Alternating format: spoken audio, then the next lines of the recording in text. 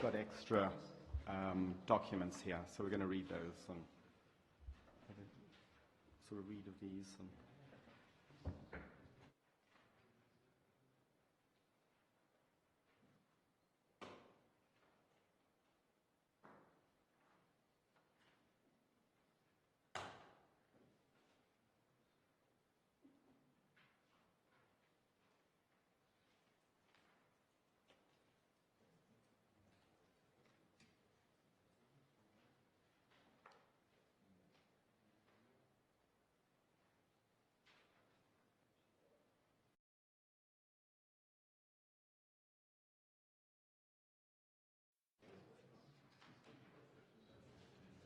Okay, good evening. Sorry for the delay there a little bit. We were reading some more documents that were supplied up here.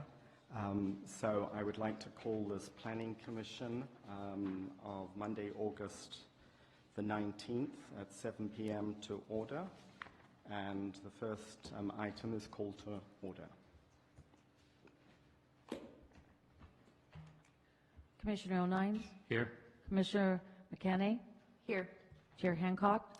Here. Vice Chair Whipple? Here. And Commissioner Moore is absent. So the first item will have approval of minutes. Has anybody got any comments on the minutes? I have a comment. If I can find my... for the May 13th meeting, I was an abstention. I wasn't there.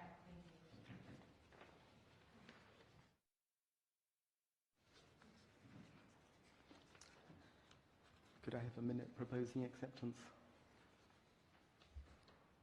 of the minutes? I'll propose acceptance of the minutes. Do I have a seconder? I'll second. Me. Commissioner O'Nines? I'm going to abstain. I wasn't given the minutes until 2 minutes ago. The police department handed me the wrong packet. Commissioner McKenney? Yes. Chair Hancock? Yes. Vice Chair Whipple? Yes.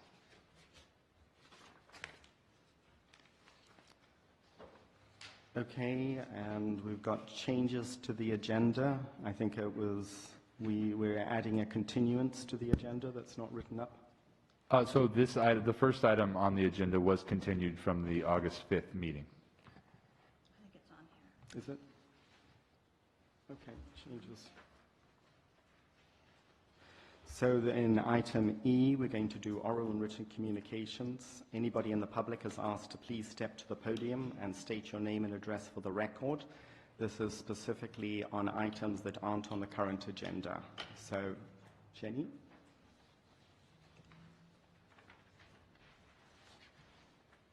Jenny Blaker, 8166 Arthur Street, Cotati. My comments are about both the items together, so I just wanted to make sure that I can speak to them. I wasn't sure if I should do it now before you start or when you're on item 1 or 2, but I can't disentangle the two. If you're up there, do you want to just speak to it then? Right, okay. I did circulate a letter earlier on, and let me just get back to that. Apologize. I wasn't expecting to do it right now. Okay, so first of all, these are huge decisions that you're making this evening on some very big projects that are going to affect Cotati and the neighbouring area for a long time into the future. I don't believe that you've been given nearly enough time. Sorry, if you could just speak to the... Okay, thank you. I don't believe that the Planning Commission or the public have had nearly enough time to do due diligence to this project, particularly the one relating to the Assisted Senior Living Memory Care Unit and associated cannabis dispensary. The documents were released on Thursday evening, and even if you could have spent the entire time from then until now researching and reading the documents, I don't think you could have done an adequate job. So I really would ask that you be given at least 10 days to review all the materials for projects of any kind, and more when there's so many complex historical background reading documents, EIRs and so on, to read and understand as well. Also, the review process has been speeded up since the end of the Design Review Committee and the transfer of its responsibilities to staff in February this year. That means one less layer of public and commission oversight and 5 fewer people reviewing the project in detail. Also, the staff at City Hall has completely changed since the South Sonoma Business Park project first started, so everyone at City Hall is learning about these projects from scratch as well. The Assisted Senior Living Memory Care Unit is being treated as if it's part of the South Sonoma Business Plan or linked to it. I saw a comment that said the EIR for it was tiered from the South Sonoma Business Park EIR, which was dated 2001. But that is on a completely separate site, west of Alder Avenue. It's a brand new greenfield site in terms of development, and it should have been covered much more thoroughly. I know there was a mitigated negative declaration with a 30-day review and comment period. I'm afraid I missed it because I wasn't in the country, but I'm also wondering how many other people missed it in July when so many people are away on vacation. So I think that project should be looked at from the beginning and not tiered from the South Sonoma Business Park EIR of 2001, it was a huge document, about 2 inches thick, created 18 years before this particular proposal was even considered. If you could start to wrap up.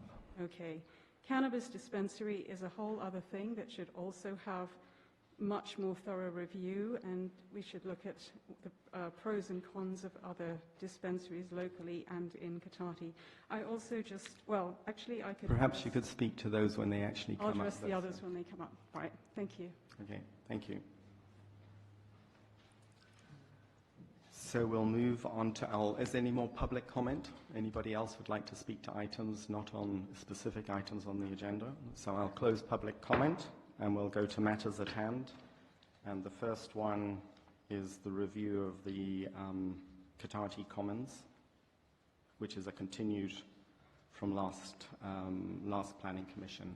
So if I could have staff speak to that. So the process that we'll actually be going through here is, first of all, we'll have the House staff, the staff report, and then afterwards the planning commission will ask questions of the staff. After that, we'll open it up for public comment, and when the applicant will go first in that period, and then we'll close it and bring it back to the planning commission. So if I could have staff to go first, please. Thank you. Thank you, Chair Hancock.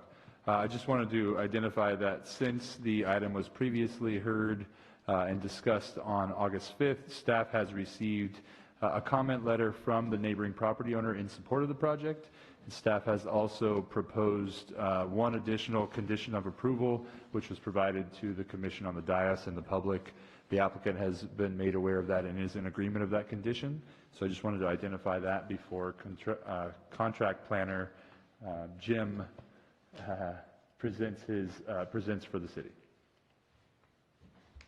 Thank you, Noah. Chair, member, thank you, John Noah, Chair and members of the Commission.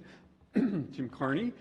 My understanding is that we're not going to go through the whole presentation again tonight, unless it's the Commission's desire to do that. We went through that last meeting 2 weeks ago. I would want to move forward to the recommendations if that is your desire, and then we can discuss a couple things that have happened since, reference to what Noah just said about comments that have come in and some changes we've made to the conditions, if that's okay to go forward. So I'm going to just skip forward. Unless there's something you'd like me to stop on, we can get to that point where, just to review a little bit, at the meeting on August 5th, there was a hearing with presentations from staff, the developer, and there were comments made from the public.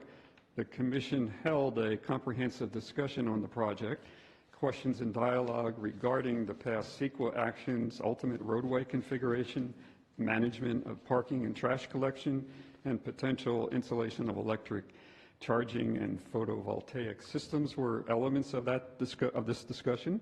The commission then continued the item to tonight, August 19th, meeting the meeting date to address an error that happened with the noticing. So here we are tonight. In response, staff has provided expanded access to the past CEQA documents on the website and in this report, and was adding several conditions of approval to the preliminary design review resolution to address commission concerns. At this point, if there are any questions, we could go over the recommendations or from the commission. Any more questions? Steve? I'm concerned that we did, at the last meeting, we did matters at hand number 1, and I'm surprised now to see this matters at hand number 2. That hasn't been discussed, that hasn't been agendized, that nothing's happened to it. It just seems to have been stuck on there. We didn't discuss it last week. So these are 2 separate public hearings that are scheduled for review. Matters at hand number 1 is the continued item for the Cotati villages, or the villages at Cotati Commons. This is the presentation of that. Staff will be presenting a separate presentation for matters at hand item 2. So there was a set of documents on Friday that was completely separate for the neighboring property to the west. So if you didn't get those documents, I guess you're going to be following along. But anyway, this will be dealing with the first part, the first section. Any questions? Or? So I have a question just about process. If we had suggestions or things we wanted added, changed, do we need to repeat those again tonight? So staff tried to capture all the comments and additional conditions requested by the Planning Commission. If we failed to do that, we're happy to address it, or if new comments or concerns have arisen in the meantime, obviously this is the time to voice those. So procedurally, if it's in the minutes from last meeting, then it will become part of what will be happening with the plan? Actually, no, the resolution was modified to include conditions of approval from the Planning Commission. Okay, And I'll give you the page number where those can be read. that'd be great. So I think it's the first part. Page. This is our packet. It's a thick packet.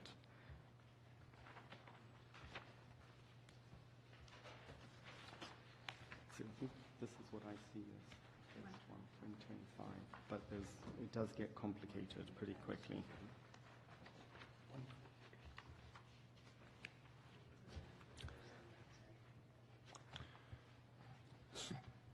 So on Commission Packet 140, conditions of approval 53 through 57 were added in response to the comments from the Planning Commission.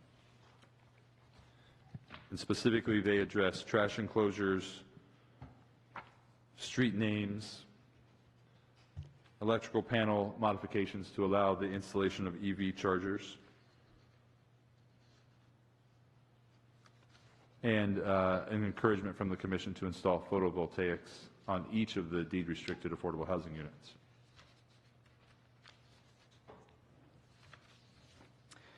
So can you just go through as well the resolutions that we're going to be looking at this evening? Because I know we have a number of different resolutions, and particularly resolutions from different years that can be a bit confusing. So if you could just identify the page numbers where they start. I know I had notes in my old packet, and so thank you very much for the repeated packet, but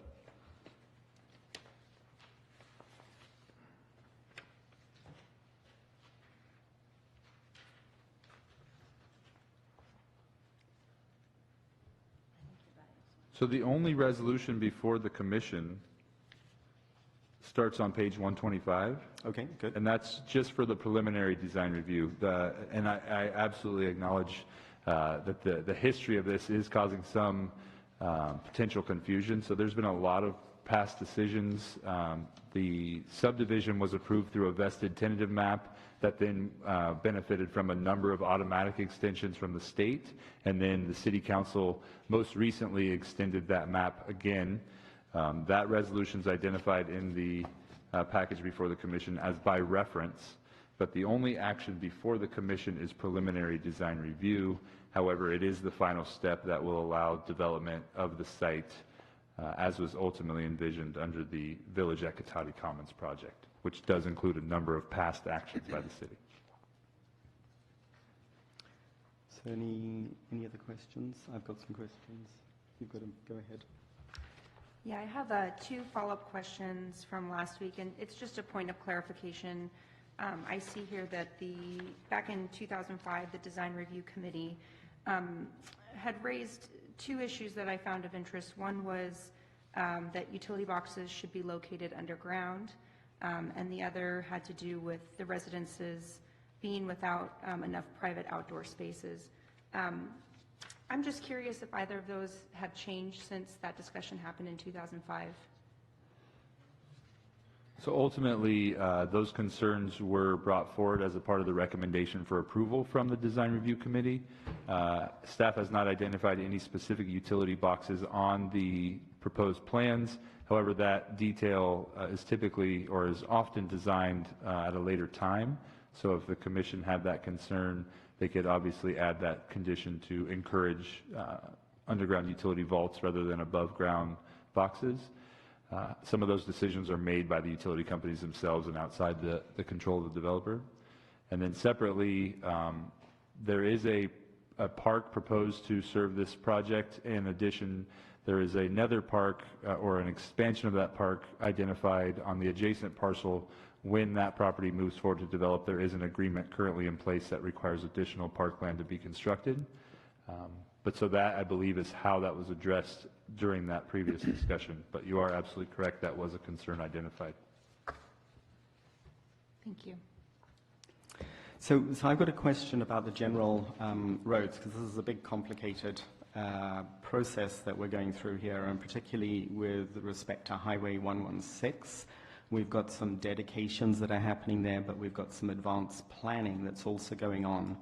So in that roadway, the general plan calls for some traffic calming measures to be along that road. Have we got sufficient dedications for the range of traffic options that Caltrans might require on that area? That would include, we've got roundabouts identified in the general plan, but that could be, we have traffic signals identified in the general plan, but there could be other options, including traffic roundabouts, that could be more appropriate in the future.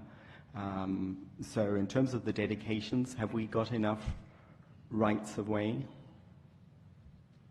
So there are significant amounts of public right-of-way being dedicated as a part of this development and the adjacent development. I would look to the Public Works Director just to provide general feedback on the amount of dedication and the potential future public improvements. Thank you. Chair, members of the Planning Commission, Craig Scott, I'm the Public Works Director, City Engineer.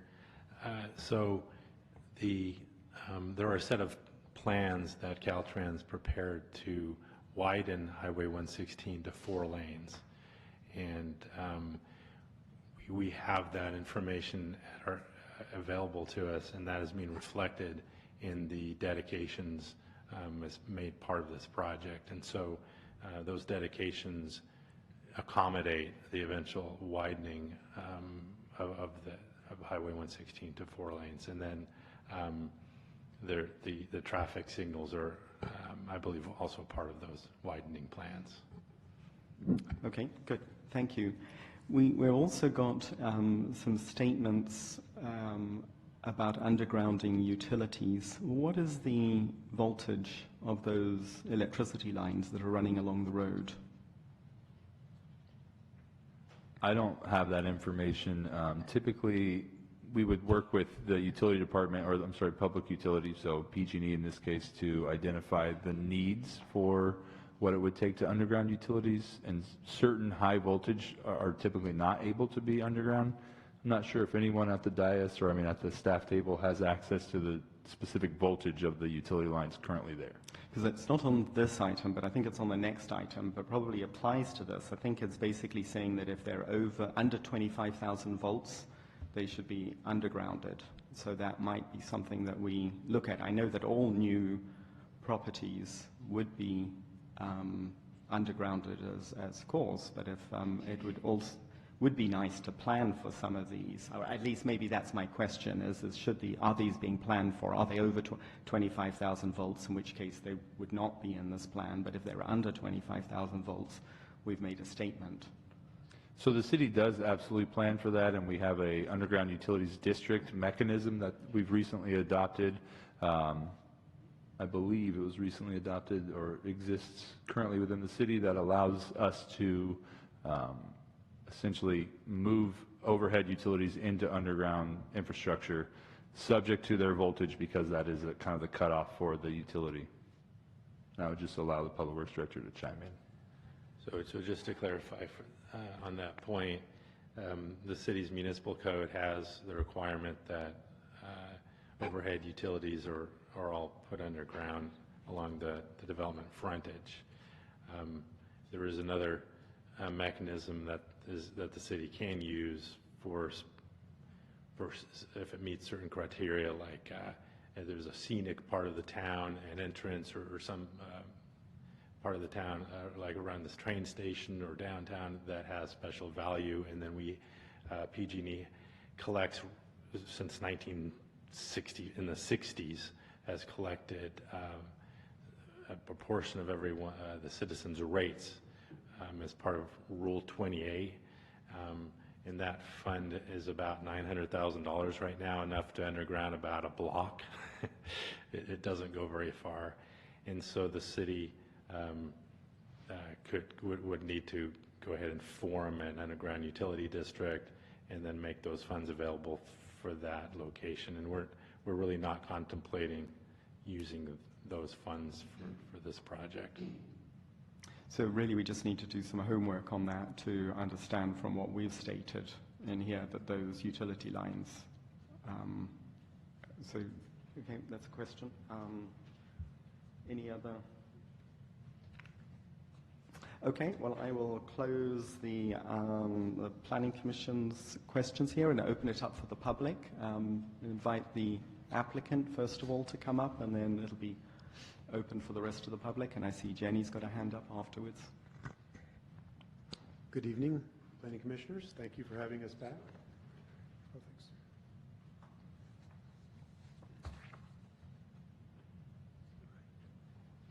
Can we go this way forward?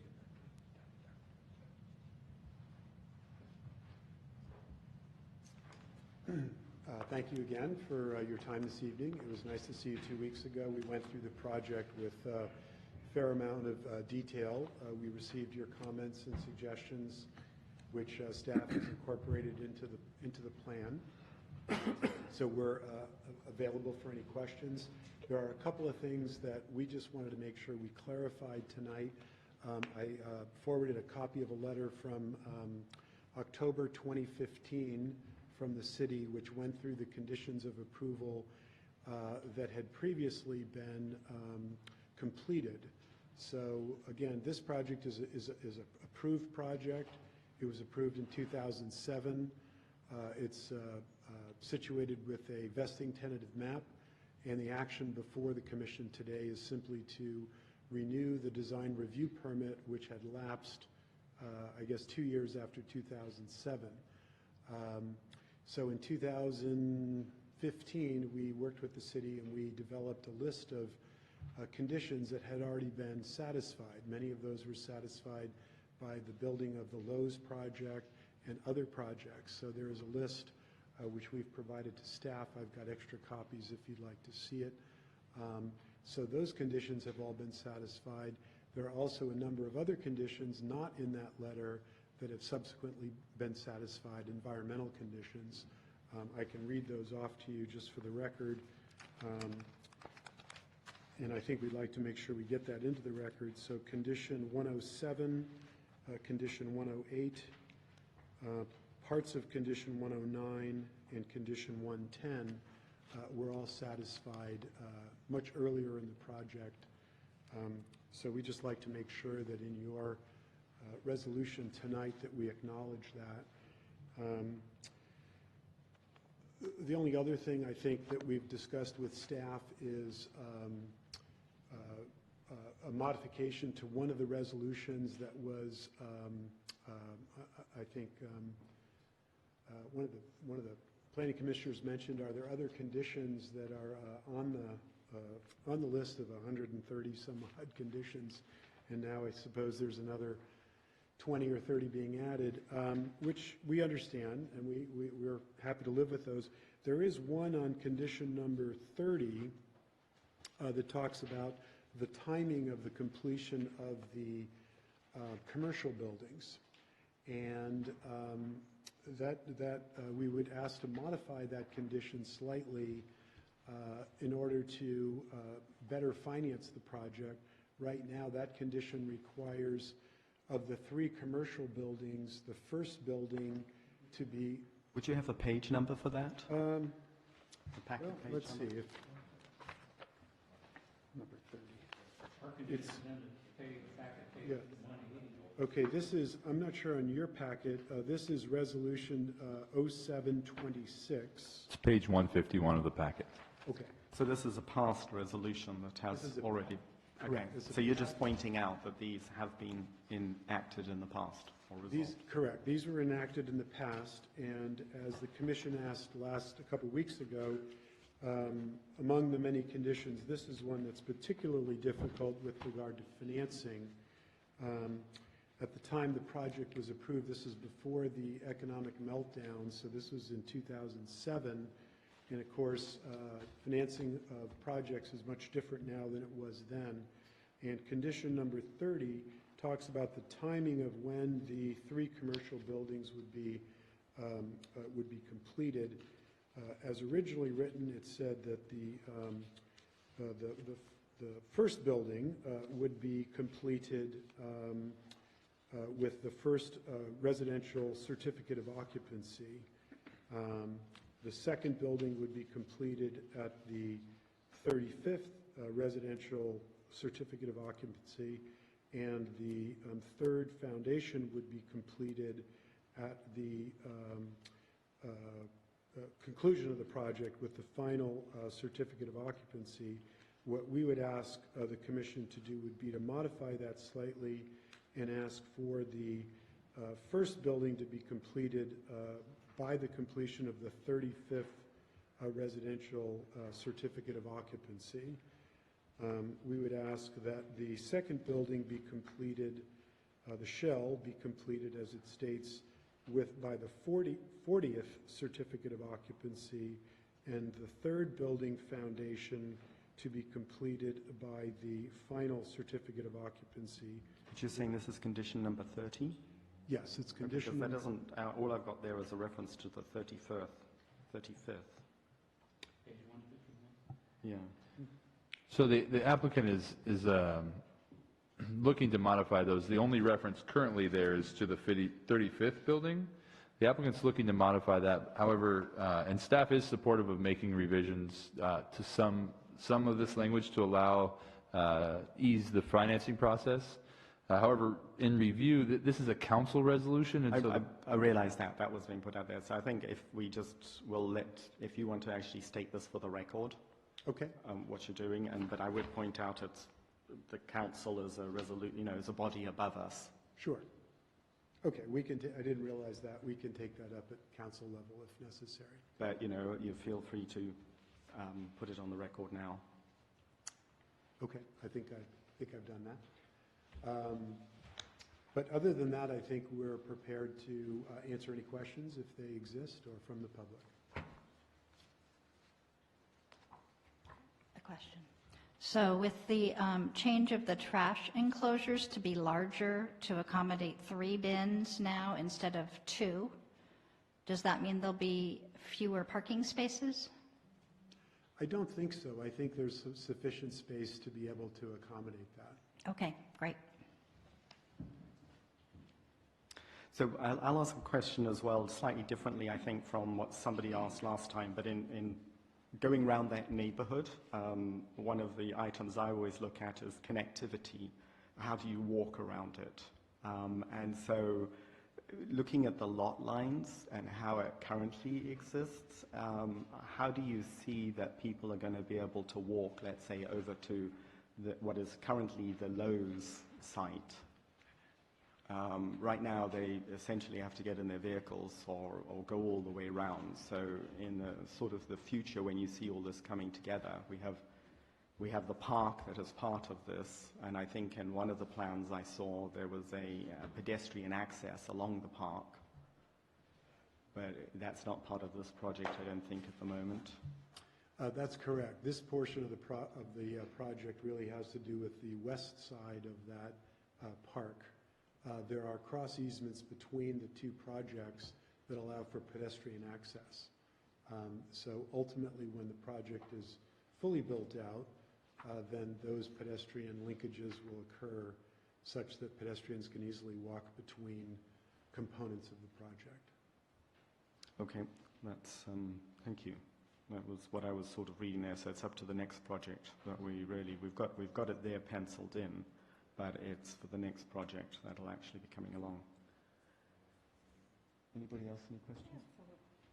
I do have a follow-up question. Understanding that this will be a decision taken by the city or the council, I just wanted to clarify, when you were discussing the timing for the first residential certificate and how you guys would like to move that to the 35th residential, do you have a sense of what the time difference of that would be? I mean, is it to get the first commercial space up and running, are we talking months, years? Yeah, we anticipate that to be about 9 months. Okay. Maybe 10 months. Thank you. Okay, thank you very much. So I'll open it up for anybody else in the public who would like to come up. So, Jenny? Thank you. 3 things. Number 1, I just was reading with interest the Monk and Associates letter dated today with a response to the Fish and Wildlife, the California Department of Fish and Wildlife. I think that if you look at the California Natural Diversity Database, you'll find that California tiger salamander was found nearby this year. I'm not sure of the date, I'm not sure of the exact location, but I think it was around Hellman Lane, which would be within a mile of the project site, and they can travel that far.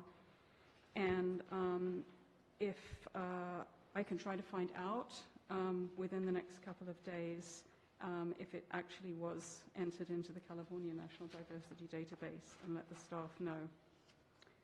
Second, since the site was graded in 2002 and mitigation has been going on, how successful has the mitigation been in terms of protecting or preserving the endangered species, California tiger salamander, in mitigation banks off-site?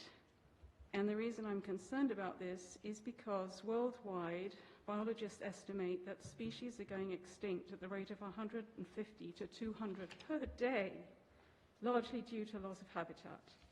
This is on a par with the climate crisis in terms of our world unraveling. It's all very well for us to talk about deforestation in Brazil, but what about the one species we can do something about here in our own backyard? Even though people may think that a tiger salamander is irrelevant, it's actually part of the chain, and every link in the chain that's broken is just showing that the planet's falling apart. I also don't think that only 3 people on the Planning Commission should be making this decision tonight. One has had to abstain and one isn't here. And I think that is just not good enough. But the main thing is I will try to get the information to you about the tiger salamander that I believe was found close to this site earlier this year. Thank you. Thank you very much.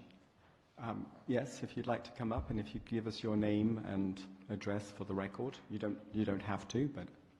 My name is Gary Malone, and my address is 8017 Gravenstein Highway. I'm the neighbor of the property there. I just had a couple questions that I wanted to ask. I was a little bit concerned about the traffic part. I wanted a little more elaboration on what's going to happen with the freeway there, or the highway there. I know right now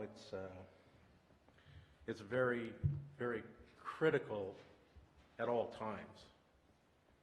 And you said there was a possibility that there's going to be a 4-way two in each direction, but is that a positive or not with this project? And it's something that concerns me a lot because I have a couple businesses on my property, and right now it's very critical with people getting in and getting out.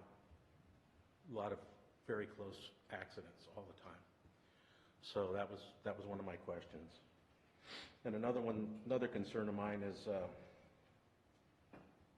the environmental impact on the property, because I know that there's a lot of flooding in that area, behind me, around me, and I'm kind of concerned that with the buildup of this property that could possibly hurt my property more.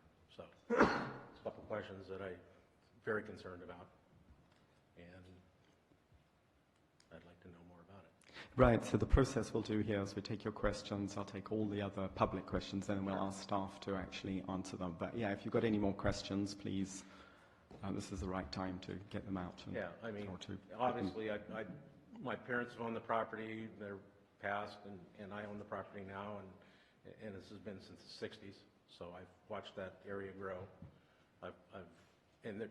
And addressed the salamander, yeah, there's salamanders there, all over. I don't know if that's been in the report too.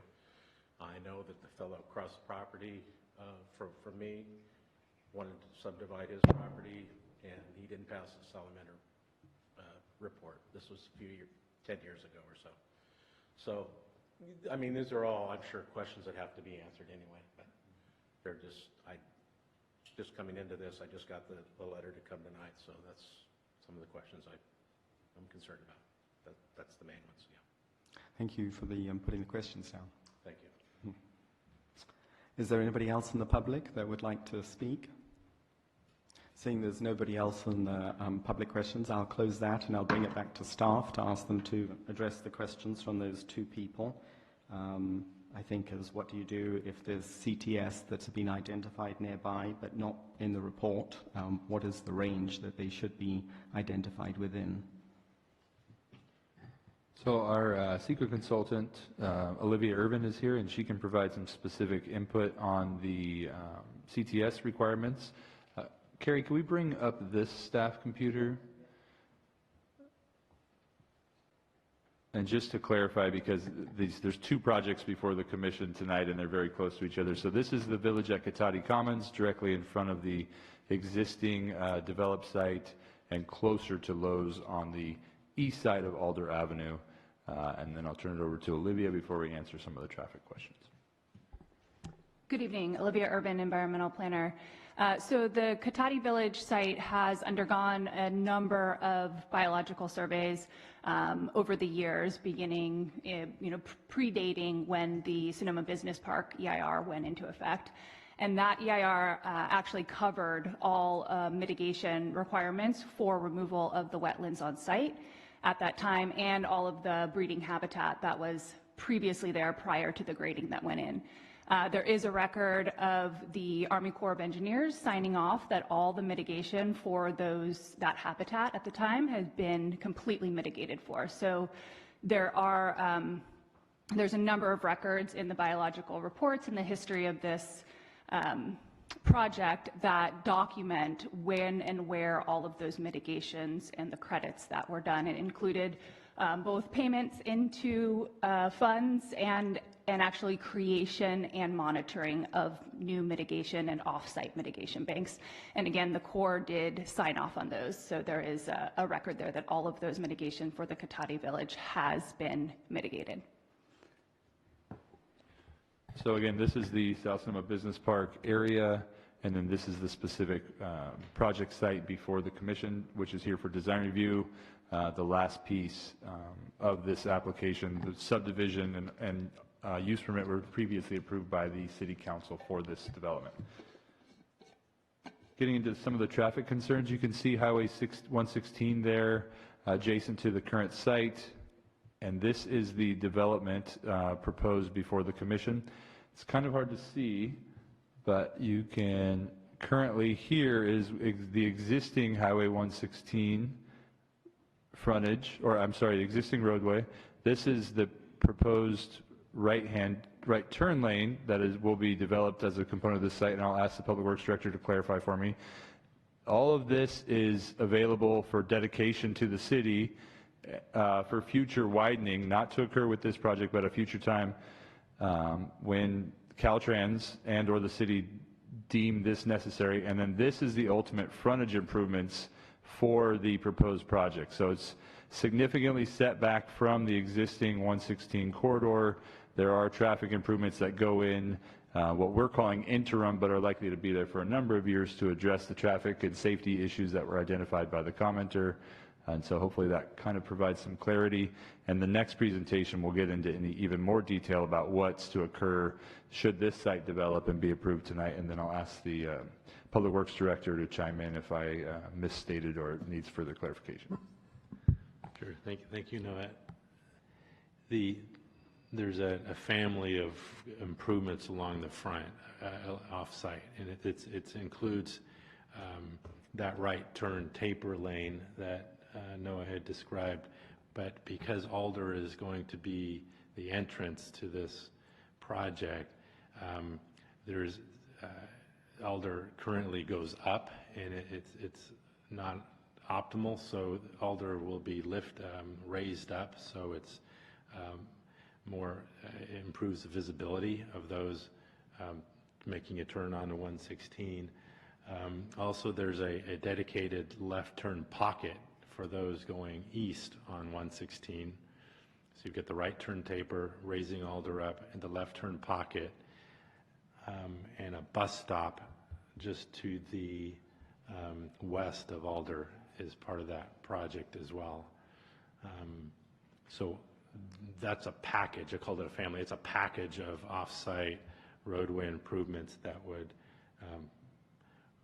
that are being required in the conditions of approval to be implemented, to be installed as part of this project moving forward. I think one more thing, if I may add, Noah had mentioned that there are long-term improvements that go into the widening, and we have since the 2007 entitlement of the project, or 2005, I can't keep that, I think it's 2005, the city updated its general plan, and then as a result of, to support the general plan, did a traffic impact fee study to say, okay, these are the roadway improvements that benefit the city as a whole, and so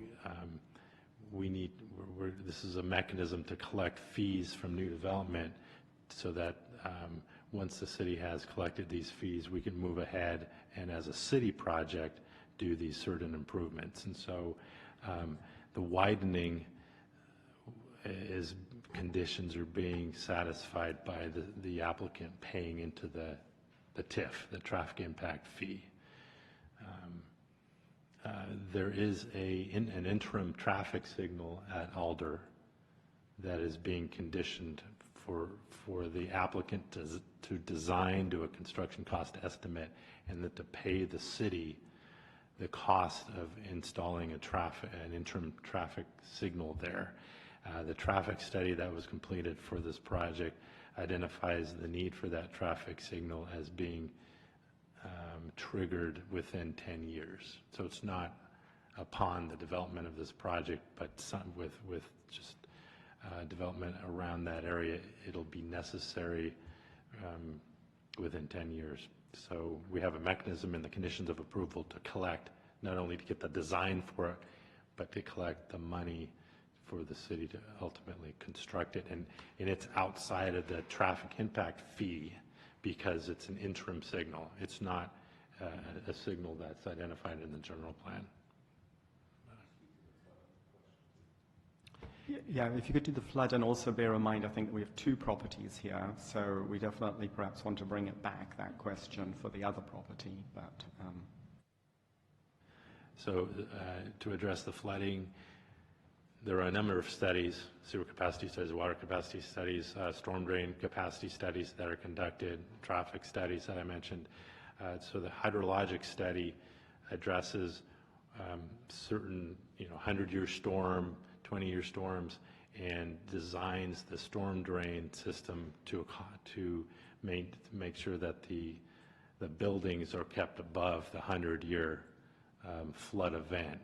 And so you do have the LID measures, the measures to slow, sink, hold the water for low storm events, but we can't avoid recognizing the impact of a large storm event where it's still the objective to express that water out of that development so that there's not property damage. And so the design of this project, the pad elevations, and the storm drains were all informed by this storm drain hydrologic study. And it's worth noting that the design of that study informs the design of the storm drain system to capture all the water that comes off this site. So it's the intent and the design kind of mechanism to minimize any off-site impacts from stormwater from this site. Thank you.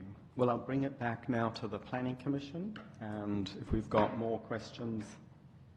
I have a question. If you could clarify for me the traffic signal, the interim traffic signal, that would be at Alder and 116. And I think I heard you say that it could be any time up to 10 years before it's built. Am I understanding you? Because I thought it was supposed to be built before they could start construction. Am I wrong? It's based on what's called warrants, and so it's basically when the traffic demand triggers the need for signalization, the city has the funds and the study necessary to have it constructed when that's triggered.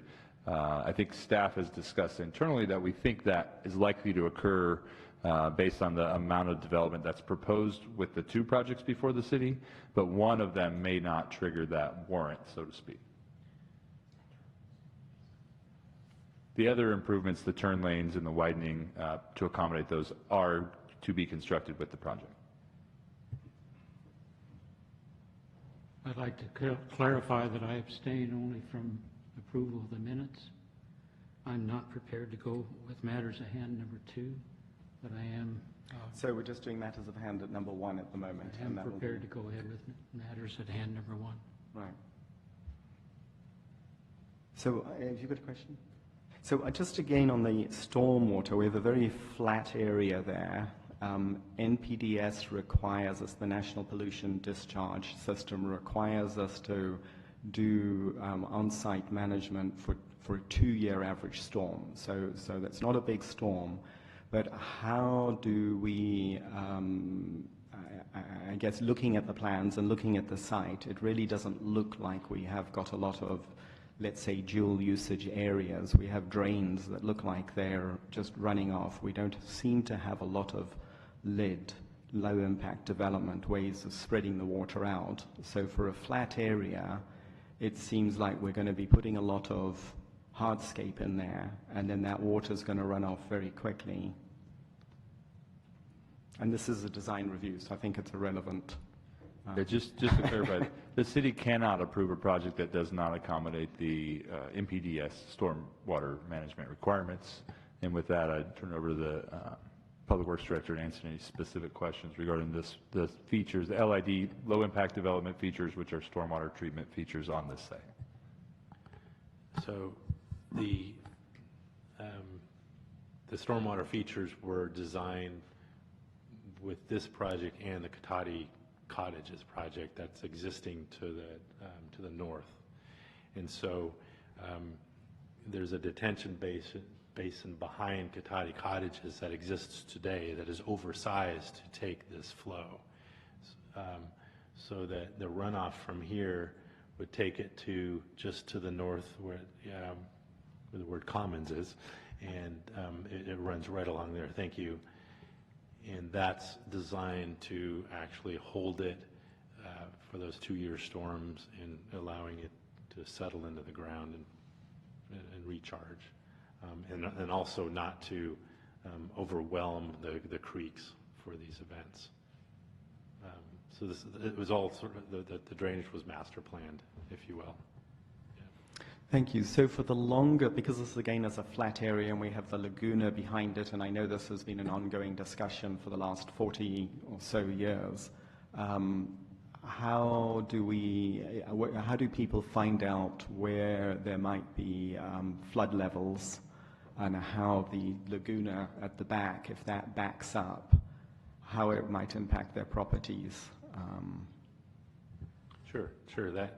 That information is available from FEMA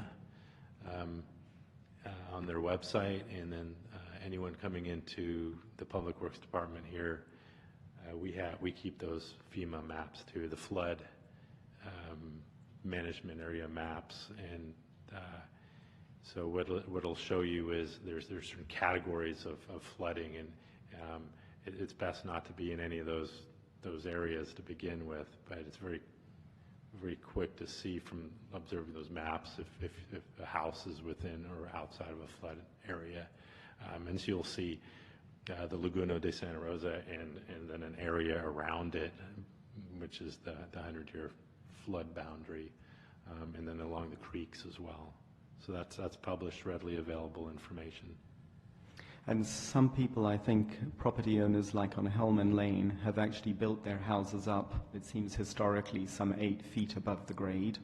There's almost some houses that seem to have, they've got the insight that they really need to build up in case there's any water comes underneath. That's just my noticing. I'll just add that as a comment. Any more questions? So I'll bring this back to the Planning Commission, and I think we've got one resolution before us this evening on page 125.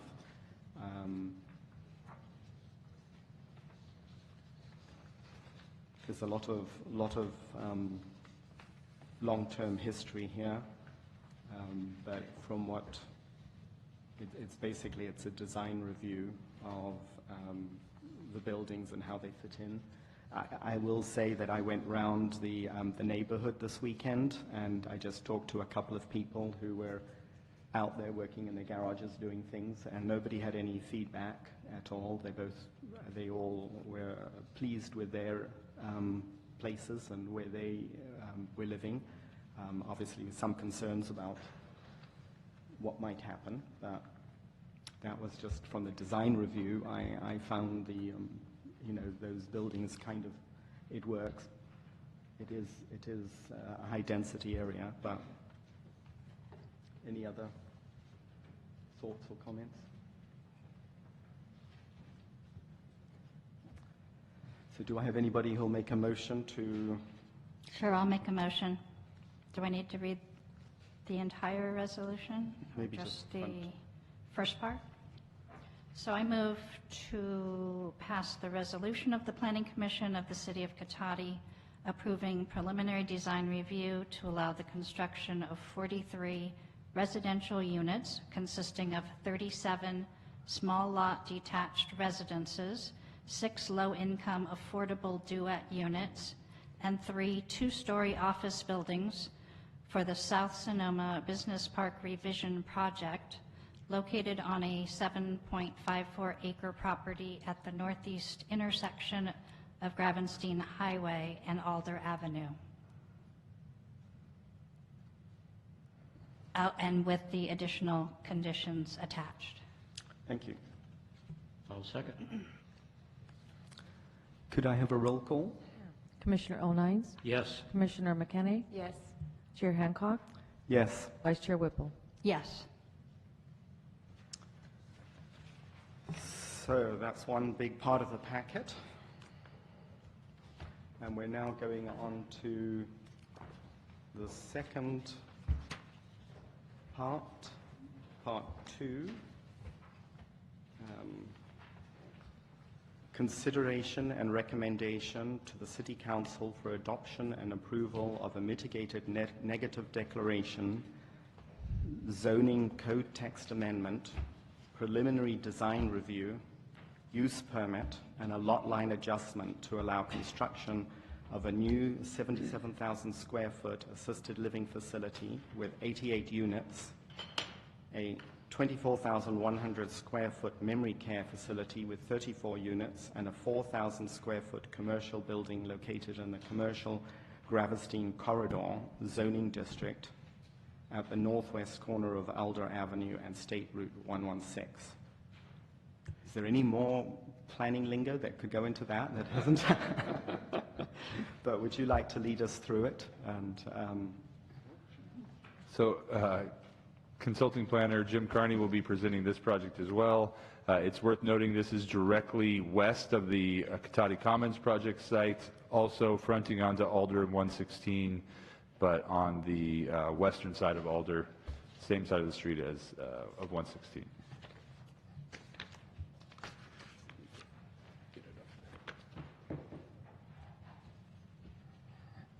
I will also say we received public comment letters today and also a letter from the project biologist responding to some of the concerns or potential concerns. The author of the CEQA document, Mitigated Negative Declaration, again, Ms. Olivia Urban is here to answer any questions, and the project applicant is also here. Okay, thank you, Noah. Jim Carney, and Chair and members of the Commission. The name of the project has somewhat shifted, so in terms of this presentation and the staff report, we've been calling it the Townsend/Sterling Senior Community, which includes a senior assisted care facility at Memory Center and as well as a commercial building on the site. It's, as Noah mentioned, it's on the northwest corner, adjacent across the street from the village project we just discussed. This one's a little bit harder to read, but I'll advance. There's an aerial view of the site. There is some older buildings, I'm sure you're aware of them, along the Reds facility, I'll call it that, and other a couple of old houses and so forth, which prior to building permits, those buildings would be demolished with a demolition permit. There's just a couple views. This is on the corner facing highway, and with Alder facing the highway, 116. And then there's another house across the street from the village project along Alder, as well as some other properties in the back of the lot. This is a aerial view laying out the three buildings, the larger with the two kind of almost two donuts attached there. They're the senior assisted care project, and on the right or the center northeast corner of the site, and on the left is the memory care facility. They are connected through walkways and trellis system, provide shade and so forth. And parking is in front of, in the middle of the site for those facilities. Along Highway 115 is the the commercial building, which is planned for a cannabis business. It's 400 square feet. It was originally proposed as 4,000, what did I say? It was originally proposed for 10,000 square foot building. It's a one-story building.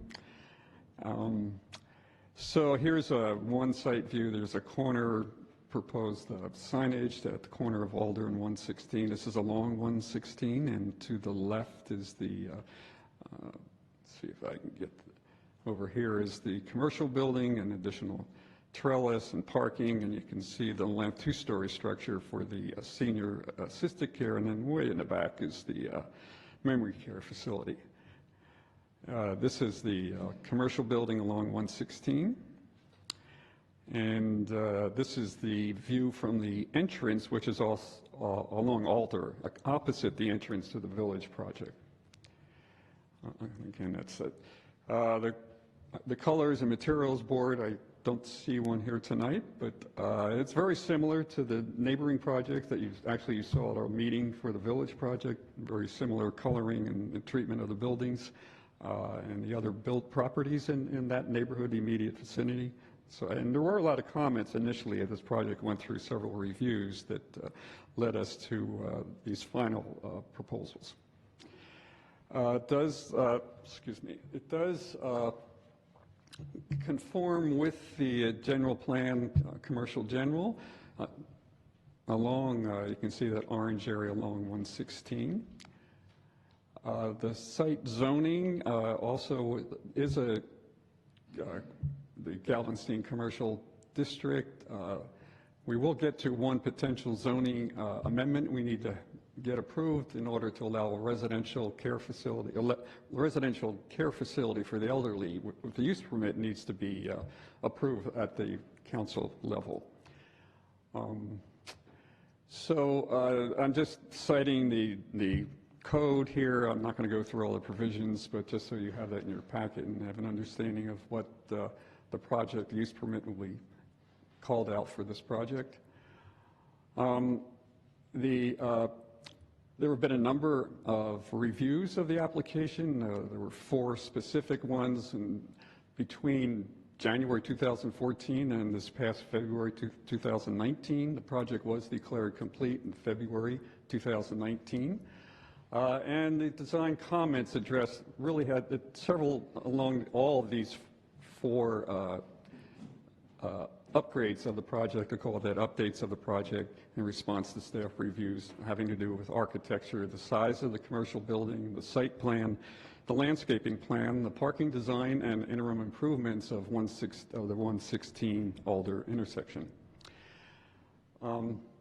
Again, from the city code in terms of the preliminary design review, I won't go through all the specifics. I know we're kind of running a little late tonight, but the final design review will be through the city's newer city administrative process. This last February, the city changed that process from the committee to the city process, so that'll happen after we go through this process. Just moving forward, the environmental review, initial study, mitigated declaration. I'll just go, a number of things happened there. We do have our consultant here, Olivia Irvin, if you have any questions on the environmental document, but it did find that the project would have a significant effect on the environment that were mitigated to significant levels, and we do have conditions of approval that include the mitigation measures in the document as well for the project. That document, the CEQA initial study, mitigated negative declaration, was posted on June 30th for the 30-day review. There were 2 comments, one from Caltrans in terms of letters and the Department of Fish and Game, and that's attached to your staff report. In terms of the summary and staff recommendation, the land use code identified this location as appropriate for mixed use of residential commercial development.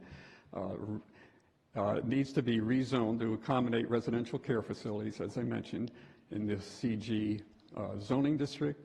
It complements existing cottages, homes to the northeast and the Future Villages project, as well as the marketplace development to the east.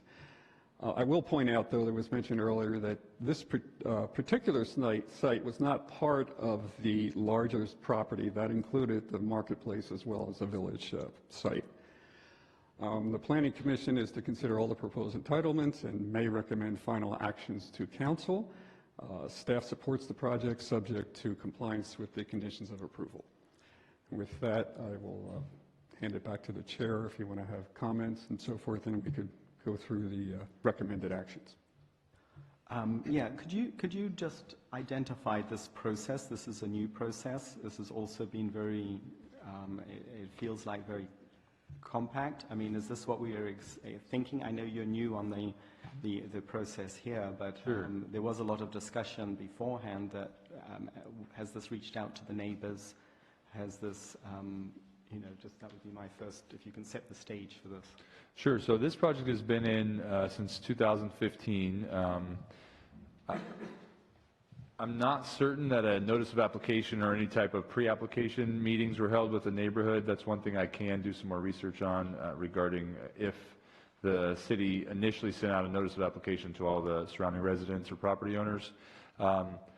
The process tonight, what's before the Planning Commission, is a recommendation to the City Council on every element of the project. So that's a preliminary design review, use permit, lot line adjustment, and then the proposed rezoning to allow a residential care facility in the general commercial zoning district. What's somewhat atypical is that all of these actions, including the CEQA document, the mitigated negative declaration, will ultimately be decided by the City Council. The current process of the zoning code identifies that if any element of the decision needs to go to the City Council, then all decisions are brought up to the City Council level. And so because this is a rezoning, which is done through an ordinance by the Council, they will ultimately be acting on all elements of the project, which includes preliminary design review. The change that I believe the chair is referencing is the fact that our two-step design review process, preliminary and then final, no longer goes through the design review committee. So the committee was if not disbanded, at least placed on hold, with the idea that the Planning Commission would be acting on design review, preliminary design review, with either a recommendation from our design review administration process, which utilizes a third-party architect, or delegating the final design review to that third-party administration. So that the entire intent of that was to try to cut out some of the numerous steps it would take for one project to get to an ultimate decision. And so while the Planning Commission is still delegated with making the decision on preliminary design review, there is one public body, the Design Review Committee, which is no longer utilized through that design review process. So the process that was being talked about was that there would be an earlier outreach to the public and an informal public meeting that people could be informed, neighbors or other people could be informed about it. Did that happen with us? Well, because this was originally filed in 2015, I can't comment or let you know whether that originally occurred or not. Obviously, any projects moving forward absolutely would go through that process. And this project did not go before the Design Review Committee that I'm aware of. It did not. So this is the first public meeting for this project. It is worth noting that the mitigated negative declaration process is fully public. Staff drafted that document, notified folks in June that the document was ready for public review, sent emails out to all parties who had indicated interest, published a notice in the newspaper, on the city's website. The document's been available in the department. So we have been identifying that this application is moving forward. And in addition, it's listed under the projects, active projects list on the city's website.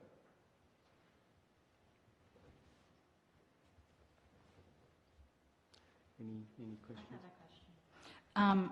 Going back to Ms. Blaker's question about the EIR, was the EIR that was done incorporated these two parcels? The EIR that was done was not done for the Reds property, for this property. It was done across the street for the South Sonoma Business Park, for where Cotati is. However, the reason that it's referenced in this MND is because there was a direct relationship between the CTS, the California Tiger Salamander, that previously were utilizing the Cotati village property, that were migrating, historically were thought to be migrating across this property. And so that's why it's referenced. And there's a history about drift net capture and monitoring that happened, where a number of individuals were relocated in under the regulatory oversight of the Department of Fish and Wildlife. So a follow-up question then. Can you speak to if there was a California tiger salamander found on Hellman Lane within a mile of this property, this parcel, what would that mean? It wouldn't actually change anything in this instance, because this is a well-known area that has historically and continues to this day to support CTS. What I can tell you about these two properties in particular, and the one we're speaking about now, is that it has been well surveyed and that there's no record that there is any individual California tiger salamander that remains on site or has been utilizing the site. Nonetheless, because of the sensitivity of the area, it is treated as if there are individuals. And so the document fully discloses the potential for that effect, and there's mitigation that speak to if there was individuals, what would be required. So a incidental take permit would be required, monitoring and relocation of those.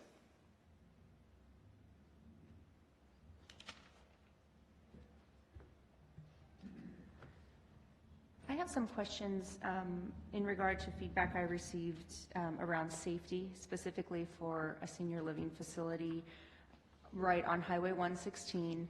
I just want to start by saying I think that the facility looks wonderful. I think the look and feel of it would fit very nicely in the community, and I fully support the idea of us bringing senior living facilities to the area. I think they're incredibly important. But with that being said, I do want to make sure that we have some conversation around the safety of having a community like this with varying community members who may need different needs or attention, and if there has been discussion around what safety aspects are taken, what do we look at when we're approving a new community like this in an area that wouldn't otherwise be zoned for this sort of community, and could you share with us what you've learned through the process so that we feel more comfortable with bringing this senior living community to the area?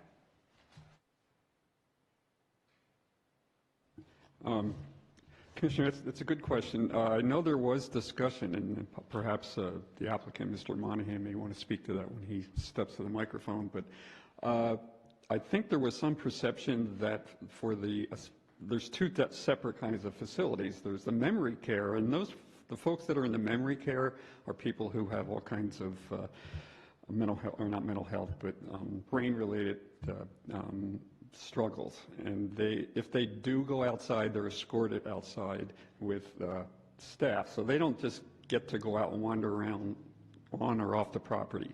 The senior assistant's a little more independent, but they also have some guidance in terms of when they go outside. So there was some discussion about can they walk across the parking lot and go to the cannabis store, for example. And there is some, my understanding, the operational rules within the senior assisted care property would provide that there's some kind of guidance and tracking of not just letting folks to wander out onto the property, especially along Highway 116. And, I would defer to the applicant to clarify that if that needs to be further clarified. I would just add that a traffic study by a professional traffic engineer was conducted to analyze the potential impacts and issues with this type of development at this location, and that's where some of the recommendations for the street improvements are coming from, is based on the recommendations from the traffic engineer. I have a couple other questions, sorry. I wanted to get a little more information on page 272 in the packet. This is very thorough information. I appreciate it so much. Just more in layman's terms, if you could help me better understand under air quality, item C, exposure of sensitive receptors to substantial pollutant concentrations. Is this just specifically during the construction period? Let me just flip to where you are. Yes, so the CEQA checklist is specific to existing sensitive receptors that are currently in the area. So this would be, the nearest ones are the current residents at the commons. And could you talk through just a bit some of the mitigation efforts that are listed in here? Sure. Yeah, so the Bay Area Air Quality Management District recommends kind of two different levels of mitigation depending on how extensive the construction activities are and how close residents are. So what you see here is both of those incorporated, given the proximity and the fact that this is a several acre site that will be graded and developed. So these range from watering the ground surface to minimize grading, making sure that higher level equipment is utilized to reduce exhaust emissions, those sorts of things. Do you want me to kind of expand upon it? No, that's helpful. Okay. Thank you. And then finally, I had some questions just about the tie between the cannabis dispensary and the senior living facility. I did see that there was an estimate on approximately how many customers they anticipated the dispensary would receive. So I assume that they're expecting to get quite a few customers just from the public in general. I was just curious, since we have been working through this for a few years now, is the tie really that the dispensary is meant for the members of the senior living facility, or does it just so happen that we're putting this commercial space there for the public as well as the residents? I just wanted to better understand how those two go together. So they are completely separate uses and processes. So the City Council has approved a cannabis dispensary permit for this location, and the applicant intends to allow that to operate from the proposed commercial building. It is a separate use. While there may be some senior customers living on site walking across the parking lot, it is not intended that that be the only source of their customers. Okay, thank you for the clarification. So you haven't received the documents at all, and yeah, we'll have to talk about that later, I think. So the questions I've got are, so one level, what I picked up on some of this was just the context, the regional context, and in the Caltrans letter, Department of Transportation, it sort of suggests looking at tripling bicycle and doubling pedestrian and transit levels. So really for this site, what can be done to make this something where essentially, I guess, the employees would be more inclined to use local facilities? And I'm talking about really the regional side. I'll ask the same question again of the applicant when they come up for what can be done with that. But I mean, these goals that are being talked about here, what impact does that have on Cotati? What does it have on this particular site? So the project, there's kind of been similar conditions written for both this development and the adjacent development because of the tie with regards to the public improvements and the city's need to get some of those done. And so there is a bus stop proposed directly in front of this site on 116, and that bus stop is intended to encourage transit use both for residents but also regional folks, expanding the current public transit network. And then I would just look to our secret consultant to respond to any other specifics that are in the Caltrans letter, which it was somewhat of a boilerplate letter asking for general feedback on things that they typically look for. But yeah, this is a pretty standard letter from Caltrans, sort of moving in the new direction, trying to, encourage non-vehicle trips and getting folks out of their cars and more using pedestrian facilities and bicycle facilities. So, when we looked at this under CEQA, what we look at is obviously what's there on the ground today, and then what is the ultimate plan for how Highway 116 is going to build out. And of course, there are planned bicycle routes and pedestrian connectivities tying the site not only to the marketplace next door, but also ultimately to downtown as well. And it's worth noting, this project and the adjacent project have been conditioned to install full frontage improvements. So new sidewalks will be going in on every frontage of the project that has, obviously street access. And so in addition to installing and addressing the pedestrian circulation directly adjacent to their parcels, all these projects, or each of these projects, will be conditioned to pay into the city's traffic mitigation fund to allow the city to prioritize broader kind of citywide traffic improvements to enhance not just vehicular traffic, but also pedestrian and bicycle infrastructure. So along those lines as well, and just thinking on talking about the big picture here and how it would impact the CEQA analysis, this project is being done further out from what the current space is. So anything that's done along that section of the road is really going to be isolated. It's not really connecting in with Cotati, with the current Cotati. I know it's within the urban growth boundary, it's within the city limits, but how does it work from the CEQA analysis or any other analysis that really there are other properties closer in to town that don't have any sidewalks, won't be accessible? The issue I brought up earlier, that really the connectivity is very isolated at the moment. We do have a pedestrian and bicycle plan, but for the residents for this particular property, when it's built, it's not going to be, it doesn't appear to me looking at this, that it's going to be very easy to connect it in. Yeah, so I think that's absolutely correct, that there's going to be an interim gap where basically until the frontage on Marketplace builds out, you're not going to have that pedestrian connectivity at that location because the sidewalks are not there. So there is an interim period where until that frontage improvement happens on those other properties, that there will be a disconnect. And so I would just add, you know, the developer is responsible for addressing the frontage requirements, including the pedestrian improvements adjacent to their parcel, and then they pay into the traffic fund to allow the city to address those regional or larger level issues. How this may work is if the site that's between the Cotati villages and the Lowe's site, or the intersection of Redwood Highway, doesn't build out over a certain period of time, the city could move forward with an infrastructure project if that was prioritized in the capital improvement plan and build out that as if it was seen as a priority. I'm not saying that would happen, but it's an idea that the city both gets the direct frontage improvements adjacent to development as it occurs, and then it also requires development to pay into the traffic fund to address those maybe broader or citywide issues that one individual development project can't be saddled with, but that the city can then use those funds to prioritize.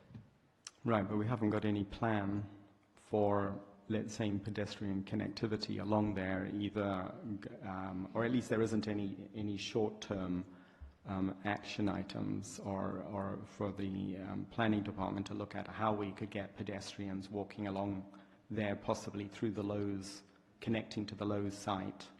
Or get some circulation for people who are in that area on a pedestrian basis. There is no plan for that other than the current bicycle and pedestrian master plan. So on the level of the, again, the SEQA analysis on the biological side, can you step us through what you see as the sequences that happen for the various permits to come through? So there's I think there's quite a few mitigations in here from Bio 1 through Bio 5. That's right, yeah. So there are a number of permits and certificates that are required to mitigate for biological impacts. They are required from the California Department of Fish and Wildlife, from the Regional Water Quality Control Board, and from the Army Corps of Engineers. And that is essentially due to the filling of 0.06 acres of seasonal wetlands and the loss of habitat for California tiger salamander. So the process is that none of those permits can be issued until after the city has taken action on the CEQA document. And at that time, then the applicant can proceed with submitting the applications to those regulatory agencies, and then they'll go through the process of securing those approvals and permits from the regulators. And those regulatory agencies will rely upon this CEQA document. And you will see that we received the comment from the California Department of Fish and Wildlife, identifying a couple of clarifications and corrections, suggestions that they had to kind of bolster and supplement some of the mitigation measures that were drafted. And what was provided to you on the dais tonight is a revised mitigation monitoring and reporting program that shows a strike through and underline of what we're proposing to address those. So they're pretty focused and respond directly to what the comments that the department had put forward. And those are all underlined under the biological. There's no other changes to any other mitigation measures. And so those provide clarification. I can walk through those if that's helpful. I think it would be, yes. Okay. Everybody else is. So starting on page 5. Could you give us a PDF packet page? This was provided separately from the packet, so this was on the dais tonight. Okay, right, gotcha. Okay. So mitigation measure Bio 4, you'll see the first paragraph is underlined that reads, purchase 7.2 acres of California tiger salamander mitigation credit. So that was added to clarify that indeed incidental take permit and compensatory credit will be required by the Department of Fish and Wildlife. And then the rest of the mitigation remains as was drafted. Moving on to impact mitigation measure bio 5, at the bottom of page, or at the middle of page 8, you'll see a new paragraph was added. The Department of Fish and Wildlife requested that specific qualifications be provided for the biologists who are going to be conducting those surveys, and so that's been inserted here to clarify that they must have prior experience. On bio 6, the department asked for a more narrowed window. So traditionally it's been up to 15 days in advance for nesting bird surveys. They're moving towards a shorter timeline, but that can be really hard to meet with all of the construction. So there's a little bit of flexibility there. So we've revised that language to say, no more than 7 days, or with approval of the Department of Fish and Wildlife up to 15 days in advance. And to clarify that indeed the nesting bird surveys would also include not just raptors and passerines, but observation for any ground nesting as well, such as burrowing owls. And then again, the language about having a qualified biologist and appropriate distances for setting back limits of disturbance for should nests be identified, so 500 feet for raptors, for example.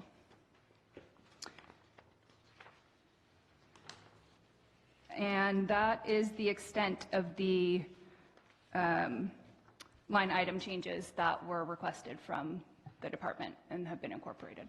And staff would just ask, essentially, this document identifies and incorporates all the mitigation measures that the Fish and Wildlife Department have requested for mitigating the impacts of the biological resources on the property. Thank you. Any? Okay. Yeah. So I have some questions about parking. So two ways to think about it: pre-cul-de-sac on Alder Avenue and post-cul-de-sac on Alder Avenue. Post-cul-de-sac, we would lose 10 parking spaces. That's somewhere in all of this. And it said that there would be 118 parking spaces. And then I narrowed it down from there. Per staffing for the assisted living and memory care, that would be up to 30 people that would have to park. And then for staffing for the dispensary, that could be up to 10 people. So that could be an additional 10 parking spaces. So now we're down to 78. And then if it's post cul-de-sac, we're down to 68. Assisted living residents will be 102. And those usually will have their own cars, maybe not all of them, but if we say 50% will have cars, that's 51 cars. Memory care clients usually don't have cars, they're not allowed to drive, but they do have visitors, as do the assisted living people. They do have home health care workers that come in.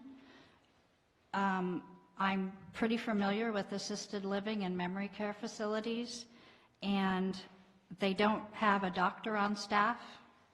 They may have one nurse on staff, maybe.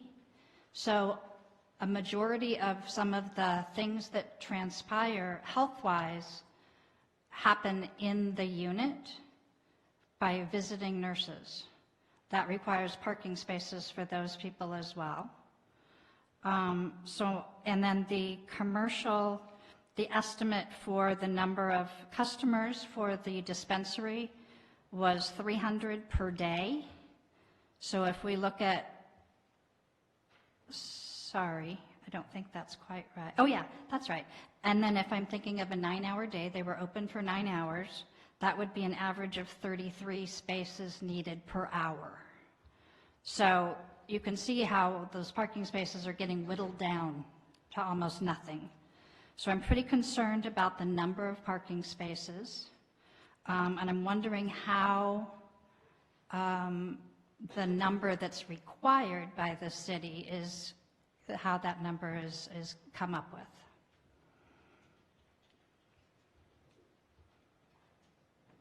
So the zoning code, the city zoning code does include these memory care and assisted living facilities as an allowed use, just not in this district. And so the zoning code does have a prescribed amount of parking required for this use type, and this project does meet that. However, that concern is absolutely valid, especially given that the future cul-de-sac installation could eliminate additional parking. One of the ways that could address that would be for street parking to be, excuse me, street parking to be incorporated into the cul-de-sac design. That may not address your current need because that would be on the public right away and not on the private site. As we discussed at the last meeting, it's a little challenging to both address a current project and then a future need for infrastructure improvements that we don't have an absolute timeline on when it would be built regarding the cul-de-sac. However, the project as proposed does meet the prescriptive zoning code requirements for a generic commercial building and a assisted living facility. Another question. I'm not sure that I'm satisfied with that answer, but moving on. Talking about tree mitigation. So I noted that, and this was on page 286, the replacement required is 140 15-gallon valley oaks and 28 other species for 15-gallon trees. And it did say also that there could be a in lieu fee paid if not all of those were to be replanted. So my question is, how do you determine how many of those are going to be on site and how many are allowed to be paid for or maybe planted elsewhere? And then I found that the 140 number because there were references to other schedules, and in the impacted trees and mitigation schedule that was referred to, and it's on page 57 of the biological resource analysis by Monk and Associates that was done on November 26th, table A, that indicated that there would be 245 replacement oaks. And so I'm wondering what the difference is between that 140 number and the 245 number.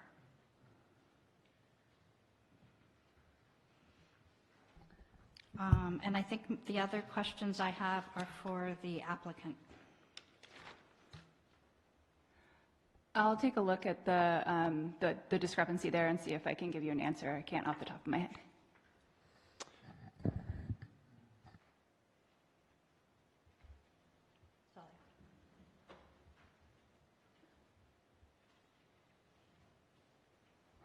Do we want to wait for that answer? Or? I would just say in general, you know, the landscaping plan are finalized through the final design review process. And I'm not going to speak to the discrepancy because I can't give you any information on that. However, generally staff would work with the applicant to find adequate planting locations for as many of the on-site trees as possible. If they're not able to be fit on that location, then we would look to using the in lieu fee, which pays into the city coffers, and then the city finds other locations to plant trees. I would say with regards to this and the parking concerns, if there's specific things that the Planning Commission would like to condition or recommend that the City Council require, that can be added to the recommendation. And then obviously, if one of the concerns was parking, for example, the direction could be that the applicant should seek to find other additional parking spaces on site prior to final design review or prior to submitting to the City Council, something along those lines.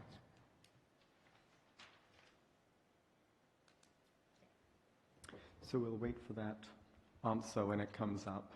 you can, it'll go into the works. Sure. I think that you're satisfied with that. So any more questions? It is a big, complicated project with a number of things going on in the area. So I'm going to close the Planning Commission questions to staff and open it up to the public, and invite the applicant to come up and talk about it and present it.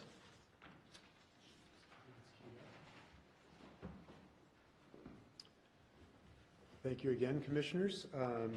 Tom Monahan to present the project on behalf of the applicant.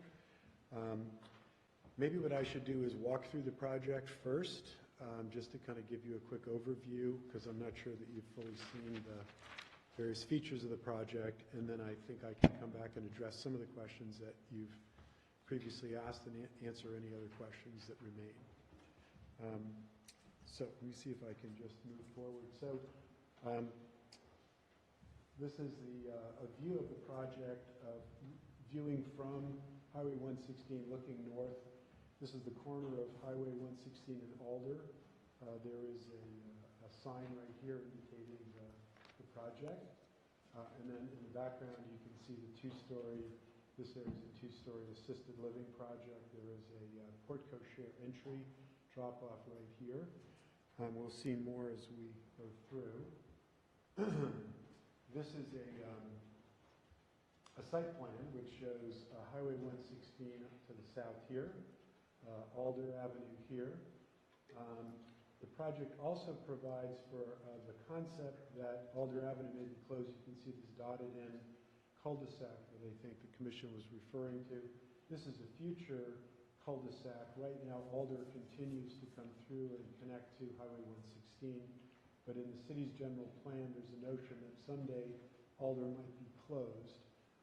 We don't know when that might happen or if that would happen, but we've provided for that eventuality if it were to happen. If Alder were to close, there would be a new north-south road put in here.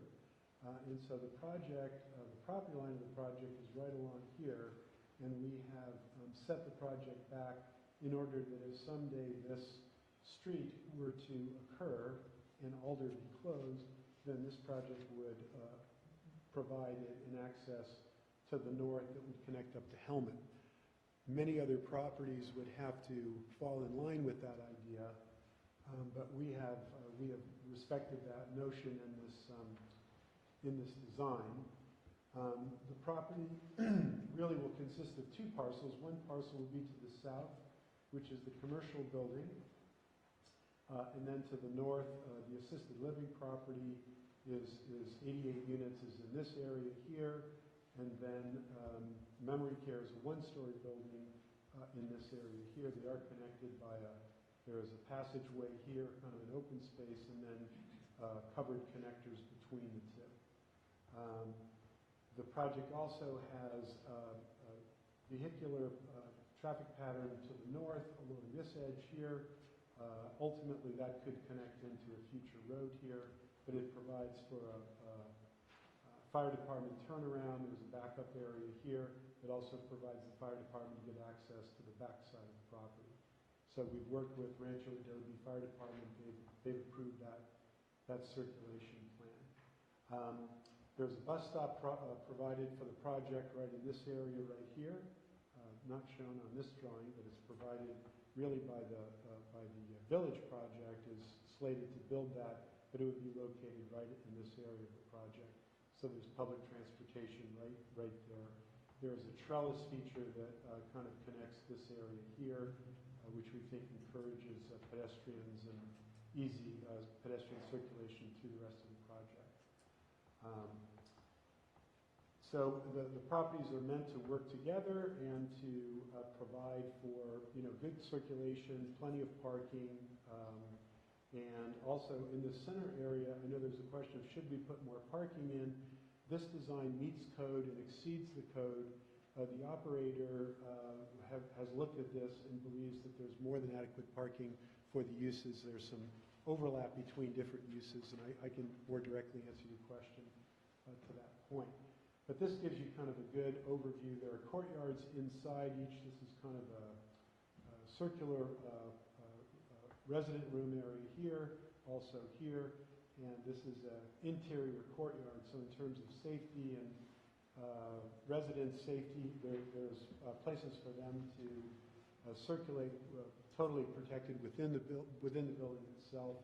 And I can come back and answer the question I think that you mentioned about resident safety. But just going through the kind of layout and design, let me go on to the next slide. So this is just a series of slides showing the architecture and the layout, the circulation. We tried to create a craftsman style design, which is in keeping with Cotati's heritage, and just the material and palette are soft colors that blend in nicely to the community. This also works well with the project next door, the Village project, with complementary architecture and scale there. And I'll just go through a couple of these images, different angles. This is viewing more from the west, looking east. This is the porte cochere drop-off area in front. This is the two-story element. There's a little tower element in here to break up the architecture. The wall planes undulate. There's a lot of varied materials there. There are balconies on some of the resident units. And right about here, you can see where the building will step down to the memory care area. This is another slide that I think we've already seen. This is a view looking to the west. So this is if you were standing in the parking area. This is the commercial building here. Now scheduled to be the cannabis dispensary area. And then you can see as you wander through the rest of the site, this is the porte cochere area located right here. So this gives you kind of a view to the west. And the scale here is this is a one-story building, stepping up to a two-story building. And I will show, this is a wider view, looking at the entirety of the frontage of the project from the corner of Alder and 116. This is from 116 looking east. So you can see here, this is the commercial building here, which fronts according to the city's code and the general plan Gravenstein Highway. The city wanted a building right on the kind of sidewalk level. This would be a pedestrian connection here. Ultimately, that will connect through to the rest of downtown. Of course, we can't build the entirety of the sidewalk, but this is connecting to the Village sidewalk, which would be right across Alder down here. And then you can see landscape screening, large trees, and a lovely environment there. There is a lot of green space that's provided in this plan. So the next one, this is a close-up of the trellised area. This is looking kind of, if you were standing kind of on the corner of 116 and Alder, a little bit closer. This is a trellised area here, providing some shade and interest along the 116 corridor. Here is the commercial building. This also serves to screen the larger buildings that are to the rear. So those buildings are set back considerably from the road. Let's see what else. Okay, that's another just long view of the same components of the project as viewed from 116. And then this again is a close-up of the commercial building in front and the scale, the pedestrian scale there. We're utilizing the city's Acorn lighting fixtures for parking. So following the kind of vocabulary that's also used in the Village project. Same kind of site furnitures and fixtures there. And again, back to the kind of corner. So that gives you kind of a quick overview of it. I've got more slides if there's any particular questions. So the project really came about from many, many years of discussing what to do with this property. We've owned this property for over 20 years. We've wanted to develop it. We've worked with the city as they've gone through their new general plan in 2015. And this was a use that staff and several other folks in the community, we did do some outreach to the community. The cottages folks have been involved in the decisions that we've been doing. We've been keeping them advised. There were other meetings a couple years ago when the cannabis dispensary was being discussed. Those were all public hearings. We presented this project at that time, and this was seen to be a very desirable location for that particular type of use. It's kind of out to the west end of town. It's on the Gravenstein corridor.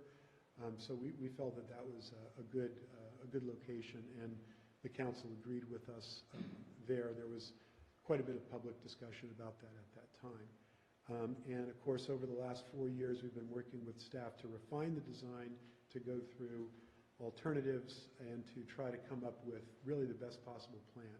So we're very proud of the finished design. We understand tonight that you folks will be referring this to the City Council, hopefully with a positive recommendation on the project, and we welcome your questions. Questions? You've got a good I'll go list there. We'll let you get on it. And I always have a big list, sorry. that's good. So, same issue as with the villages about the trash enclosures, that it's currently only fitting 2 bins, and it needs to fit 3 bins, so that there's trash, recycling, and green waste or compost. And that'll be especially important because of the food delivery system at the assisted living memory care. So that's number 1. Can that be incorporated into Yes. the, thank you. A question about the trellises. Are those simply for aesthetics, or do they serve a purpose? What's under the trellis? Mostly landscaping and pedestrian circulation. It's really just to break up the facade along 116. It looked like on site detail A-15 of the colored plan, it looked like there were benches under the trellises. And I'm wondering if, to me, sitting there on 116 wouldn't be very conducive to relaxation. That's me personally. I would rather see that area used for additional parking, only because I think that's going to be an issue. So that's one thing. Also, I have a question. We didn't see the layout, the floor plan layout of the buildings, but I have a question about the elevator in the assisted living building, which is a 2-story building. How big is that elevator? And there's going to be approximately 51 residents on the 2nd floor, it looked like to me, and probably some portion of those, if not a quarter to a half, maybe more, would be using walkers and those mobility scooters. At least that's my experience when my mom lived in assisted living. And if the elevators aren't sized big enough, it may be an issue if an evacuation had to take place for those people on the 2nd floor. So I'm curious to know how big that elevator is and how many people it can hold, how many with walkers or scooters can fit in that elevator, and what the plan is, because they wouldn't be able to use the staircases. I saw that there were 2 staircases also. So that's, I have a question about the elevators. Okay, my understanding is the elevator is a kind of extra large size. It's what they call a gurney size for evacuation, so someone could easily get a full-size gurney in there. I can check on the actual size of that. There was some discussion about whether to have 1 big elevator or 2 elevators. The code requires 1 large elevator for med techs to be able to evacuate someone. There's been some discussion about adding a 2nd elevator, and that obviously at mealtime, if you've ever been to one of these facilities, I have. there's always a little bit of a rush to get into the elevator. The elevators are also kind of a premium, how close you are to the elevator. Yes. And so there was a discussion about perhaps having a second elevator either in the front area of the project or the back area of the project. We haven't decided, finally, which way that would be. That's really an operational thing for staff. Generally, people are ambulatory and able to wander around on their own. We do have staff assistants to help people that need that. And so I think that's a great comment, and I think we can certainly look into that. But the elevator that is included in the current plan is a large elevator. I don't know the exact dimension, but is probably 8 by 8 or something. Probably pretty big. I know from experience from my mom being in both assisted living and memory care, that they had to get evacuated during the Tubbs fire, and it was not pretty from what I understand. I think with an eye towards safety, I would appreciate having a second elevator, maybe at the opposite corner from the one that's already planned. So that's my opinion, my concern. Let me keep going. I have a question about the fire engine and ambulance accessibility, and I saw that they can go around the back, or they could go around into the regular parking lot. Can two of them go and turn around? So if you had an ambulance come in and a fire truck come in behind them, how would they maneuver to get out in a timely manner? I have some concerns about accessibility. Also, I think that I would appreciate that the secondary street, I think it was referred to as the new north-south collector street between Locust and Alder, that if that could be built as a temporary street or an EVA street, similar to, I know, right over here, when the housing for Christensen Homes, I think it was, or Christensen Court up the hill from right here, they put in a special street that's just for emergency vehicles and those residents. So that's something that I would like to see, so that there's multiple access points for those emergency vehicles to get in. Because I know that that's a huge consideration for people in memory care and assisted living. People are constantly falling. My mom fell and broke her neck, and really the amount of minutes it takes to respond is critical. So from experience, I would like to have as much safety in that area as possible for emergency vehicles. Let's see what else. That's all I have.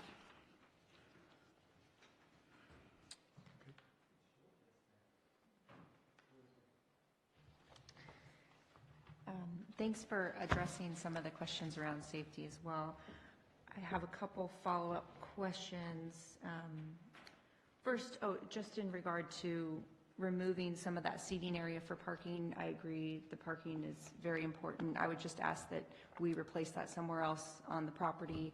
I think it's really important, especially for those sharing a space, that they have room to roam outside of their living area.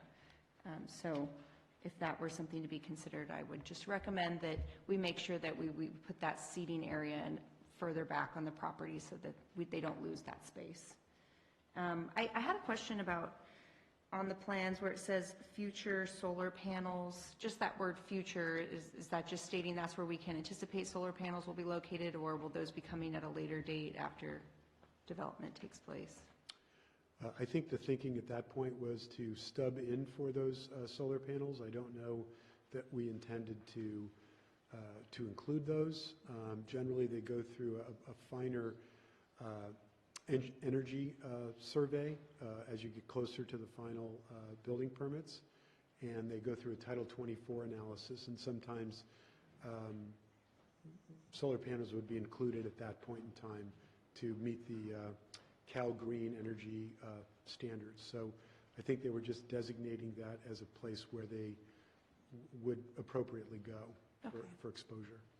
Okay, thank you. And then I was wondering if you could just give me, because I'm not an expert on how you develop a senior living community, I wanted to get a better idea of what sort of analysis goes into the development of what the needs are, and what you include in an area like this to make it a healthy and positive living space for these community members.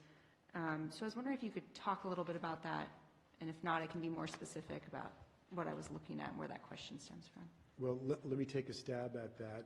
So we identified the need for assisted living and memory care in this area. The area is generally underserved in this area. The facility is thought to draw from an area about 4 or 5 miles as a kind of concentric ring. Mm-hmm. So there's a demographic study of population, age trends, people wanting to.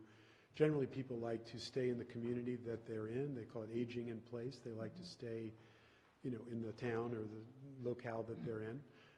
And so we identified this as a nice opportunity for that. The corridor of Highway 116, of course, feeds out to Sebastopol, and Highway 101 also feeds a broader area. So it's thought that it's also a good place for employment because you have a number of employees that are, readily available, if you will. And so both from a resident and staff, it was a good location. Sometimes when you get further out and away from public transportation, it's very hard to get staff, and that increases their cost of transportation and things like that. So it's convenient, so people whose parents or loved one they may live in Santa Rosa, but their parents may live here in Cotati. It's an easy, accessible location for them to visit. Okay, thank you. That's really helpful to better understand what that process looks like.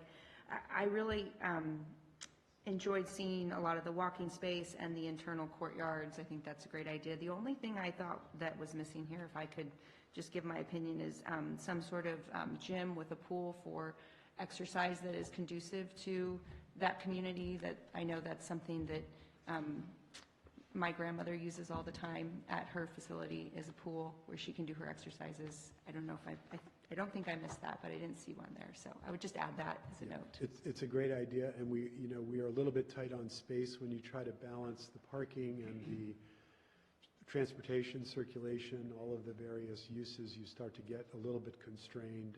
We did look at putting a pool in one of the courtyards, mm-hmm. and just the shape of the courtyard was a little bit tight to do that, and we just prioritized walking and having a kind of outdoor area there. But it's great. Aquatherapy and those types of things are great uses.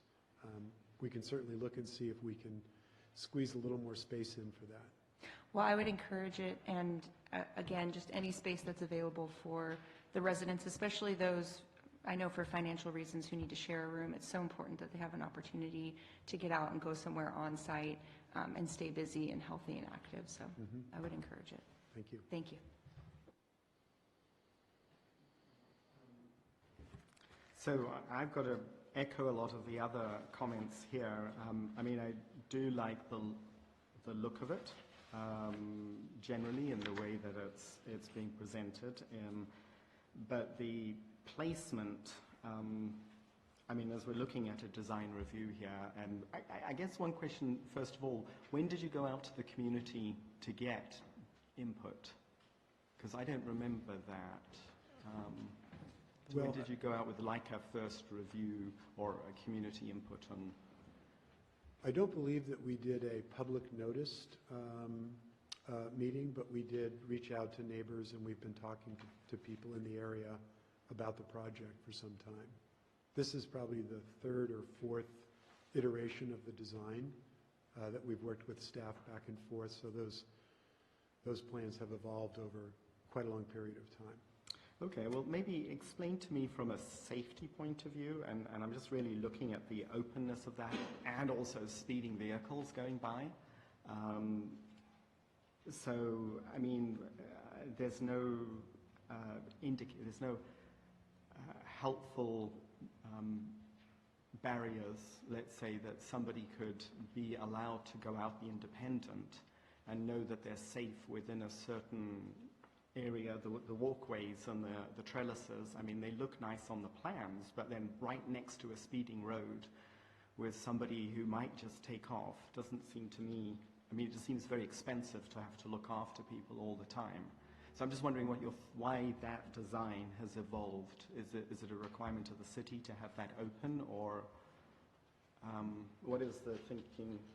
With regard to the trellis area? Or? Yeah, with regard to safety, really. Assuming that safety is going to be a really major part of anybody who wants to come in there. Sure.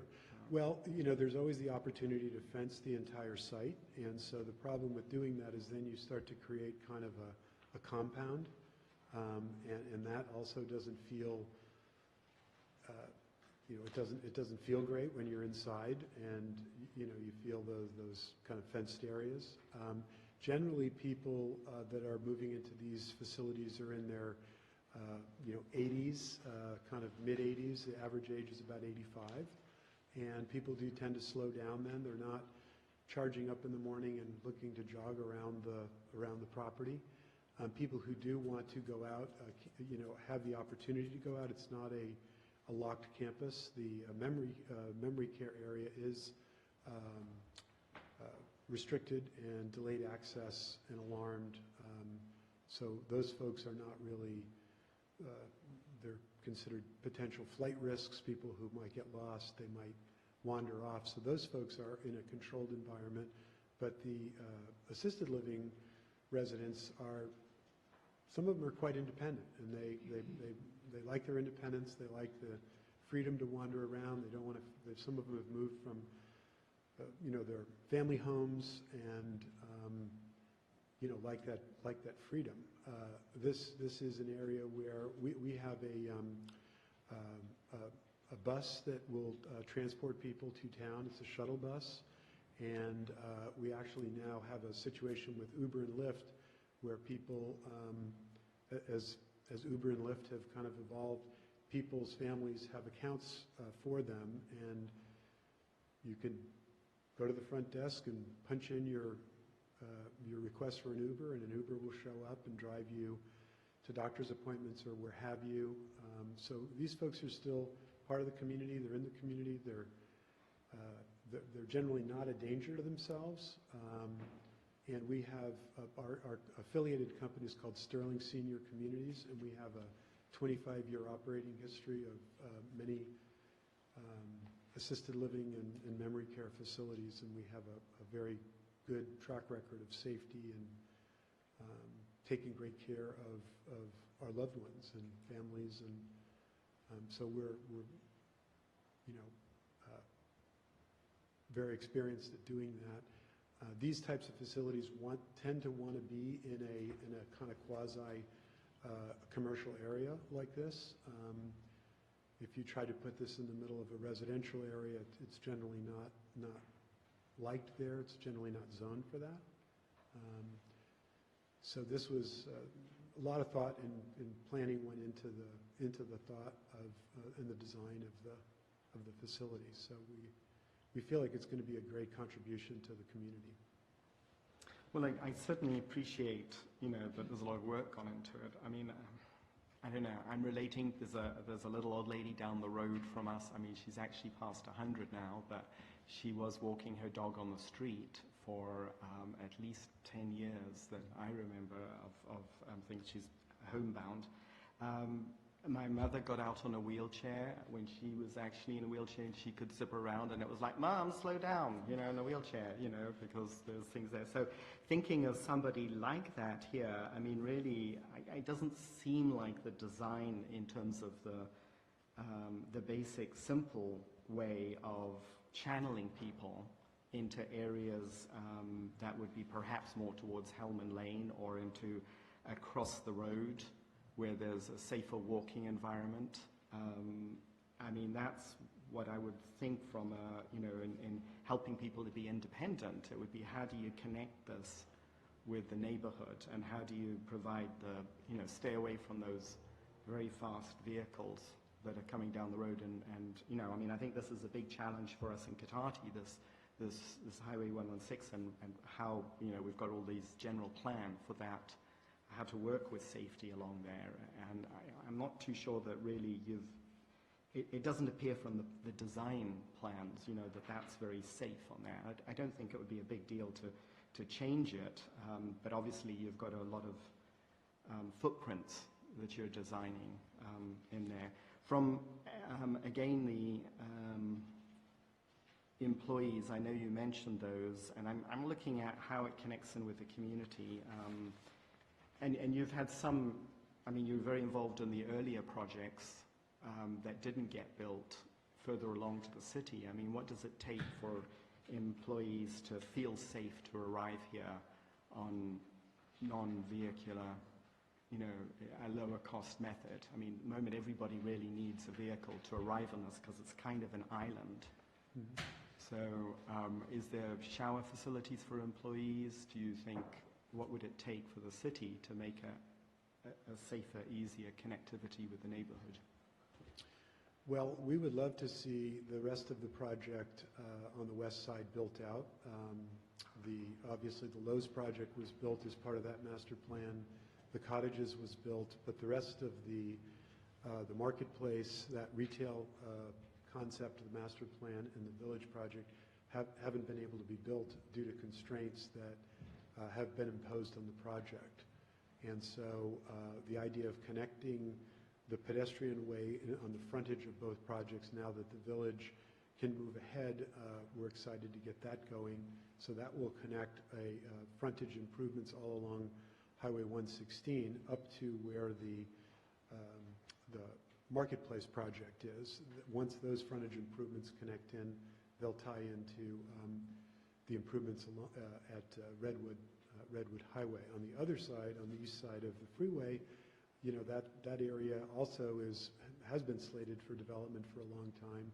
So we would love to see that become very walkable, bike paths put in there.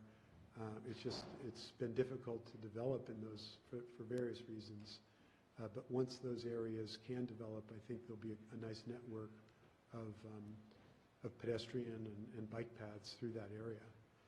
In terms of the employees and staff, there is a bus pad right in front of the building there, so that's a very safe and convenient location for folks.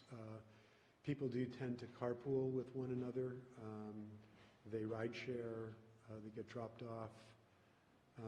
We like to hire locally. It's great if we can hire locally. We have an outreach program to young people that are in training, med techs and nurses' aides and people like that. So it's a nice way for people that are in the community to have kind of some of their first jobs are in facilities like this. And those younger people can ride their bikes, can walk, can arrive on their own accord.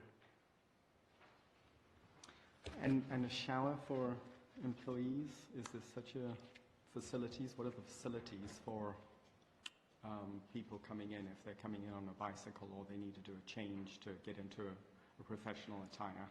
Yes, we have a staff lounge area, and that generally has a restroom and a shower facility. Okay, good. How do you see for the future, looking at the if there was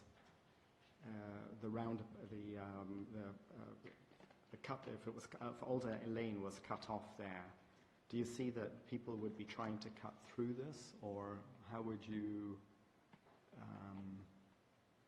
discourage people from wanting to get to the end of the bulb out there and not continue round and instead try and get through the facility out to the new lane? In a car? Yes. Well, I imagine if the cul-de-sac were to be constructed, that it would be, it would be a curb and planting and landscaping, so it would be like, I don't know that anybody would be able to jump the curb and drive through there. So there wouldn't be an access point to the facility? I mean, it looks like you've got an access at the moment. You've got a curb cut for people to come in. There's one access from that road, isn't there? Along, are you referring to? So Elder Avenue at the moment, there's an Sure. access on that point, and Elder Avenue would be a cul-de-sac. And I mean, I'm sure there's lots of good ways of doing it, but I'm just sort of raising the thing that if there was something put in there, you really wouldn't want to let people think there was a cut-through. Exactly. I don't think, if and when that were to happen, I don't think anyone would try to drive a vehicle through there. They might walk through there.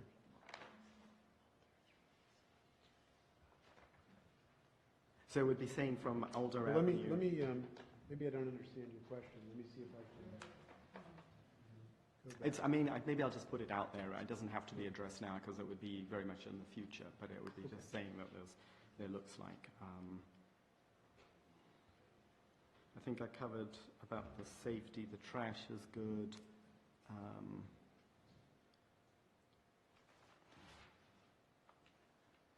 I think that's really me. I mean, I appreciate there's a lot of work gone in there. I'm a bit surprised. We did have very much a hotel outreach earlier this year that I think was successful, people introducing the project and getting ideas from it. So this being the first major public review, I mean, it's a new process for us, but I hope we can actually get more early input to this so that it could actually address some of these questions, you know, before you go into doing all the layout and the work and stuff. But how the connectivity works, it just seems like it's an example of where we're doing these little designs and not really looking at how it, you know, about how the neighborhood's going to work or how it can, especially when it's being built out slowly. So thank you very much. Okay, thank you. Any more questions? No? Okay, well, I'll open it up for public comment. So, Jenny? Oh, could we just take let's go on. Are you okay, Steve, with waiting? Or let's have the public comment and then let's recess. So we'll take public comment and then I'll call a recess for 5 minutes after that. First of all, I had the same thought about public outreach. There were several mentions of a number of reviews having happened since 2015, but I hadn't heard about any that were publicly noticed. And I also thought about the hotel project and how there was a meeting here with all the maps and diagrams laid out, all the consultants here for people to speak to, and the room was buzzing with people asking questions and providing creative ideas, and I wonder if you could do something like that. Second, there were a couple of mentions of the marketplace next door, and I realized I wasn't sure if that's something that's not part of the project that you talked about earlier this evening. That's not part of this, or is it the cannabis dispensary? I wasn't sure what that was now. So I wonder if somebody could clarify that. And then I'm really puzzled about how this project on this site could be, quote, tiered off the South Sonoma Business Park EIR 2001. It's different land, it's a totally different use. There would be different uses for water, sewage, etc. If the full EIR was warranted for the South Sonoma Business Park site, then why wouldn't it be now? There are wetlands. There's not only California tiger salamander habitat, there's Valley Oak savanna, and there were many reasons for the EIR, many different reasons to have a full EIR. Why not here? It's starting all over on a fresh site on land that hasn't been developed before, except for the relatively small part around Red's Recovery Room. Next, I'm really puzzled about the cannabis dispensary. Again, a completely new use. Is it compatible with this assisted living center? Would the customers be from there, or would they be from outside? And in which case, what happens about traffic and parking from customers coming in from elsewhere? And there was a question about having a pool or exercise rooms on the site. Could that be where this dispensary is going to be? Or could there be something like a mini mart or a small grocery store for the residents and employees and visitors? Or could there be residences for the employees, or some of them, on site?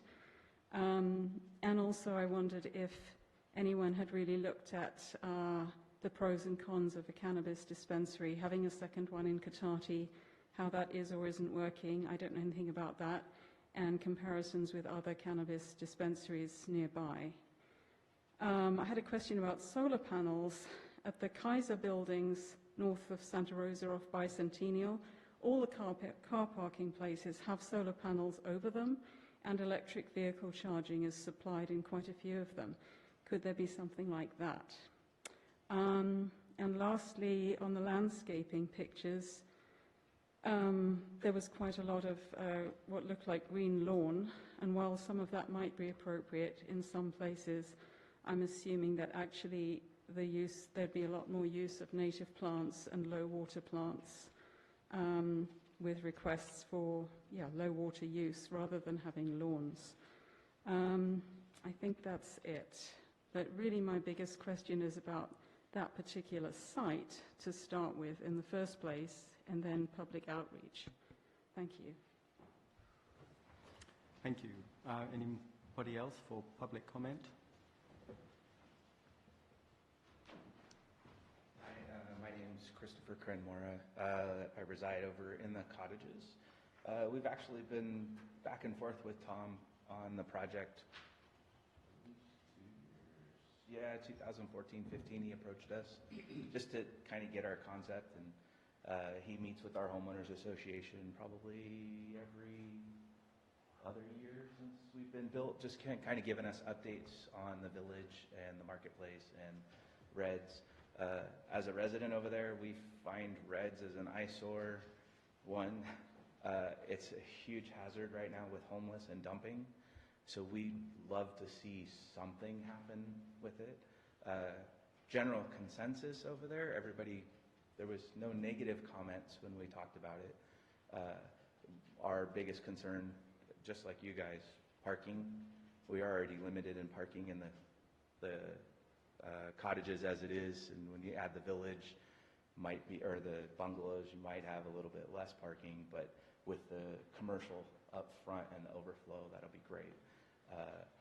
Just to comment on the mini mart, I'm hoping that the commercial spot in the bungalows has some sort of store, or the marketplace adds some sort of grocery store for our side of town, so that I don't have to travel to Rohnert Park to do groceries, because there's too many stoplights from my house to Oliver's, FYI. But that's, generally speaking, we like the concept. It is new, and I actually like the idea of opening it up for public comment, because I don't think that it hasn't had that review that I know of. I know that we got notified about permits, but I think it was just the dispensary, not the whole project. So, thank you. Thank you very much. So we're going to take a break. Oh, sorry, if you'd like to come up and public comment.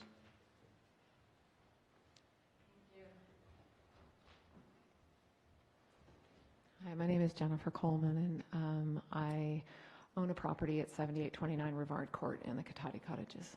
So let me just pull up my notes here. First of all, I just really want to say that I appreciate how much work has gone into this, because it's monumental.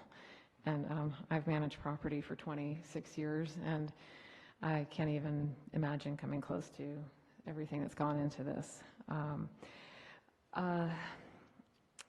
So I will say, with the woman back here, I think as with everything that would be considered equal in measurement, that if an EIR hasn't been done, I know, I'm sorry, I really know that's just the worst word to say sometimes in these circles. It's a door that swings both ways. But if there wasn't one done for this project and for another, then I'd like to understand why. That would be important to me. But other than that, I do somewhat feel like I'm beginning to support this project. I'm new on board, so I'm really trying to catch up fast. So here's my questions. The measured setback, the actual measured setback in feet from Highway 116 to the sidewalk looked really attractive in your presentation. Is that measured in feet? Do you have an amount of linear feet setback? I'd like to see a wide setback from the Highway 116 with the grass and then the sidewalk. That would be attractive to me. It seems like I may be ignorant about this, but this has always been zoned, I need to be corrected here if I'm wrong, commercial versus residential, this area for the Memory Care Aging Center. I'm under the impression that the bungalows were zoned residential, commercial, or industrial, but that they chose to develop residential there. And while I would like to see residential units go in where the Memory and Aging Care Center is, I also understand that life is real and things have to happen and develop, and people cannot be held like builders on the tarmac forever and a day, being held to have to keep coming back over and over and over again. Can you imagine having property for this long and not being able to have to keep coming back to not be able to develop it? I understand both sides. So then obviously I'm hoping there will be a stoplight at Alder Lane. Again, I'm just getting on board, so to speak. I would like that because I don't relish the idea of all this traffic coming through on there without a stoplight. And I really hope that other street on the other side of the building, Memory and Aging Care Center, would go in, because I really just don't want to look at any traffic coming in on that street other than our neighborhood traffic, period. I really have to put my foot down on that one. I just want all that commercial traffic diverted to the other side. I don't want to look at it on our street. I'm sorry, that's being NIMBY, but I want, if this project goes in next door, great. Please just spare us the traffic. And then, let's see, so I'm just reading my notes here. So what are the guarantees that the new proposed north and south road, okay, I already went over that, will actually go in, that will come to fruition?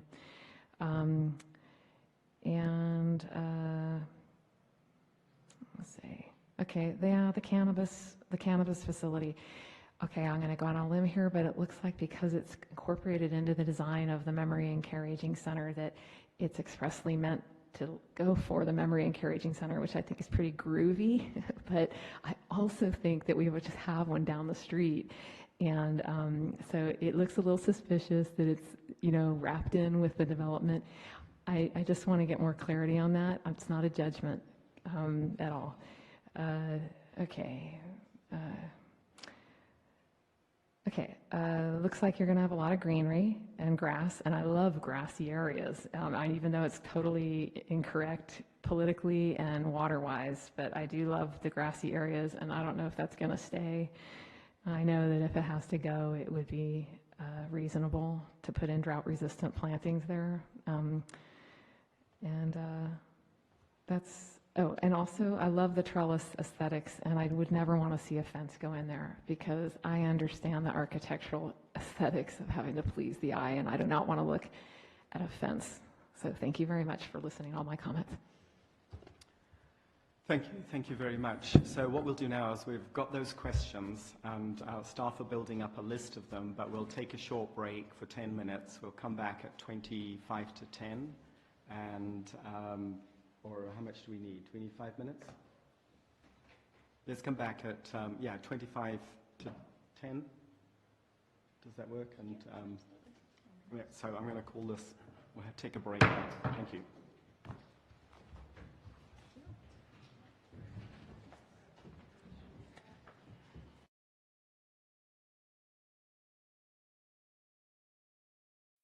Commission, and bring it back to staff for those questions that were being asked. Thank you, Chair Hancock and Commission and members of the public. Just responding to some of the comments, I'm going to take a first response, and then I'm going to ask our secret consultant to address some of the more specific questions. Regarding the process and more public input, this project has been within the city's review for 4 years approximately. No kind of pre-application, applications, or reviews occurred with the public.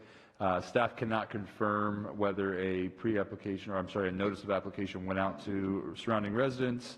However, the concepts were presented in a public setting when the cannabis application was approved by the City Council over a year ago. The documents have been available on the city's website for several months, and the notification for the environmental document was made in late June. So that's the information I can provide on what has been done to garner public input, and then staff will speak a little bit more to kind of general public input and process during the department report, because we do have some improvements we'd like to make to that process for development here in town. Specifically regarding other uses in the commercial building, if the commercial building's approved, any uses that are allowed in the zoning district could move in there. However, should be noted that a cannabis permit has been approved for that location. That's not before the Planning Commission. That's not within your purview. Those decisions are made by the City Council, and that decision has been made previously.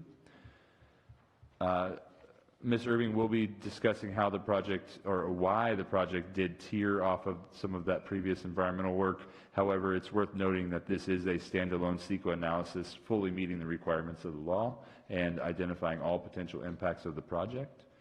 So there are some specific conditions regarding EV charging on site and solar panels on site. So I would just point out condition number 79, which is on packet page 403. Specifically requires that 10% of the project's electricity use be offset through the installation of PV panels.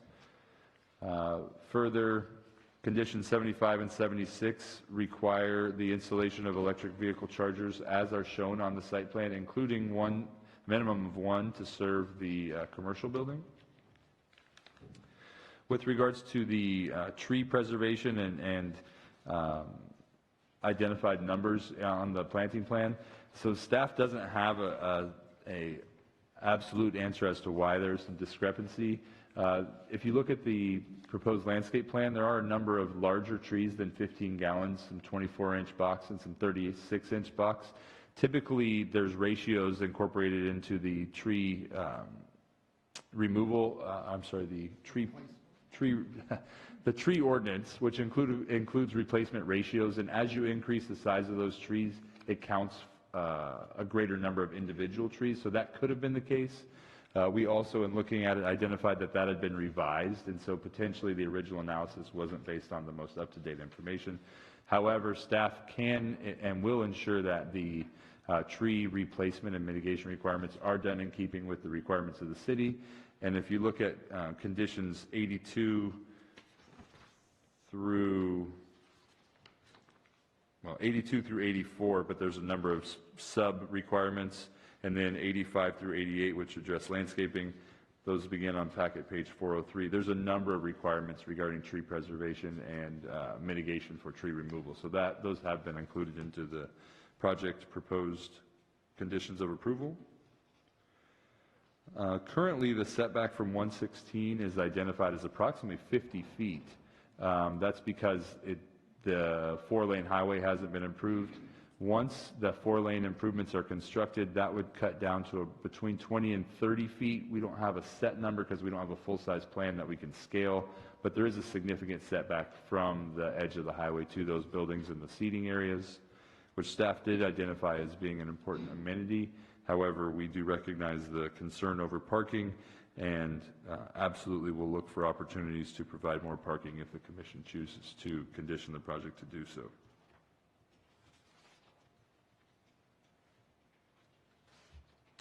That's all of the specific, with regards to lawn and low water use, the project would be subject to the water efficient landscape ordinance requirements, which do allow some lawn, but the overall project will be limited to a water budget, and all planting areas will have to meet that requirement. So if they choose to plant a lawn in one area, they'll have to offset that water use in other areas. So there will be significant amount of drought tolerant and water efficient plantings as a part of the ultimate improvements.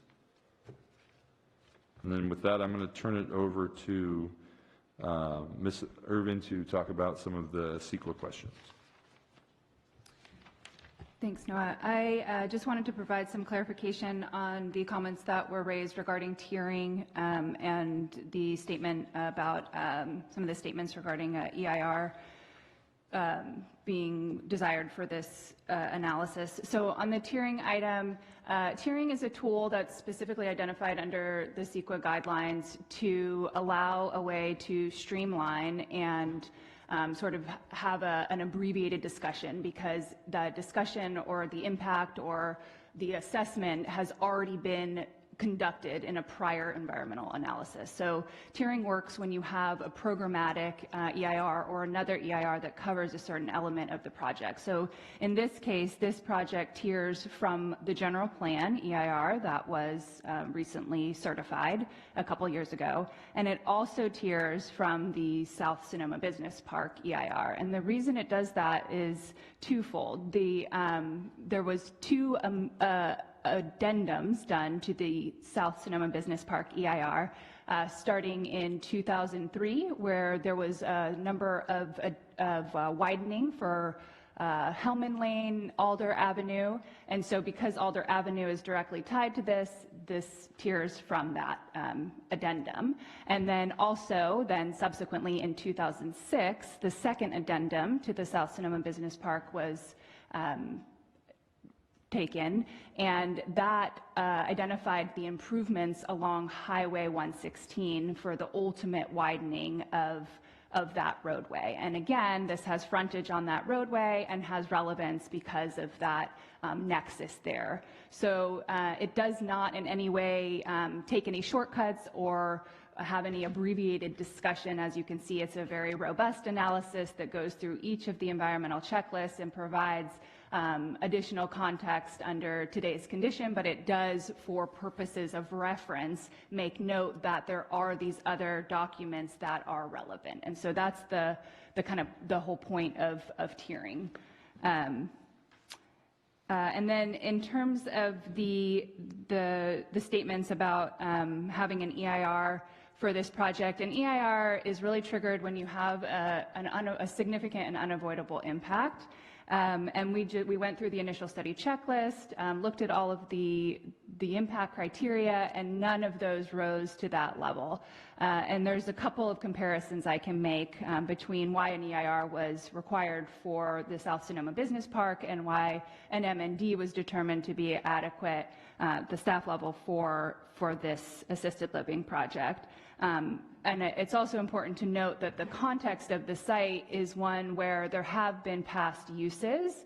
It's been historically used for agriculture, and then there's a prior residence on site as well as the Reds. So a large portion of the site has been previously impacted, graded. There's been disking, various activities out there that over the years have altered the natural environment out there. So this is very much, maybe not a redevelopment site, but it's certainly been previously impacted. And the sensitive habitat that's on there is, again, I said this before, but it's 0.06 acres, so it's a very small wetland that is kind of triggering all of the biological impacts. Another thing I wanted to point out is that the EIR that was done for the South Sonoma Business Park, that was a 35-acre development with hundreds of thousands of square feet of development. This, in comparison, is a 5-acre site, and it is largely consistent with and anticipated by the current general plan that was just recently had the EIR certified. And so that's the reason why the MND was determined to be the appropriate level of document for this project. I'm happy to answer any other questions if there's follow-up items. Thank you. So is that all the questions that we have? Mr. Chairman, I can touch on the trellis question that came up. There is a code requirement for all the frontages in this particular corridor to take up the building frontage take up 100% of the street frontage there. So we spent some time looking at different ways we could approach the site there, including moving the whole assisted living facility right up to the street, which ultimately we decided was not desirable, and that it worked much better the way it's placed towards the back of the property there. The commercial building, to take up that whole frontage, would have to be quite large, which, one, we don't have enough room on that site to build the assisted living, plus a long commercial building or the parking for it. So that's placed there. So the code gives you an out for reducing the amount of building frontage. And one of the ways you can do it, you can either phase a project where you're going to build a commercial building later that will provide 100% frontage, or you can put in pedestrian plaza. So that's where we started to approach the pedestrian activity, and also we have a requirement to screen parking. So we didn't want parking coming right up to the street there. So the idea was this served us well because, well, one, we wanted to start to create pedestrian connections between the commercial buildings along the Gravenstein frontage. We are looking to the future and how all this is going to connect all the way to Lowe's Redwood Highway. And we know we need to develop some sort of commercial pedestrian corridor along that frontage way. So that's where we started to take that approach. When we went to the trellis, was like, well, we don't have building, but let's put something visually interesting in that area more than just a sidewalk, and provide something that adds and complements the landscaping. So that's the approach. That's why that ended up in there. It wasn't just an afterthought or a tag on. It's how we dealt with that code provision. And I can talk a little more about it, but it was a good question, I think, about how that project element appeared there. And also, I don't think we could relocate it. There was another suggestion to relocate it. That would be a significant change. We really did squeeze the project with the EV access along the back, and then also on the side. As well, there's a lot of landscaping, like 150 trees we're trying to replace approximately. So moving that particular, if you look, there's a lot of little tiny sidewalks, but we did want something down there that is going to be right there serving the bus station, the bus stop as well. So I don't know, that's my thoughts on it. Thank you. Have we addressed all the other questions? I had a question. Is the parking summary found on title sheet A1 current and correct?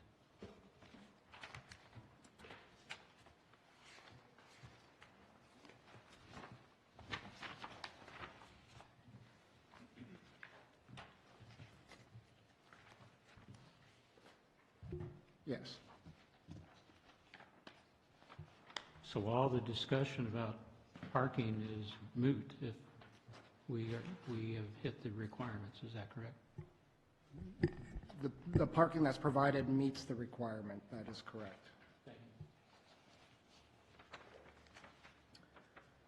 So any more questions for staff? I'd like to just ask more about the trellis, and I appreciate the visual side from the road. But my concern is more of just the openness that provides, and the safety with the road, considering that we're going to have people who are frail and really would like to have a place where, my vision would be some place in that neighborhood where people would get out, be able to get out more, walk along Alder Lane.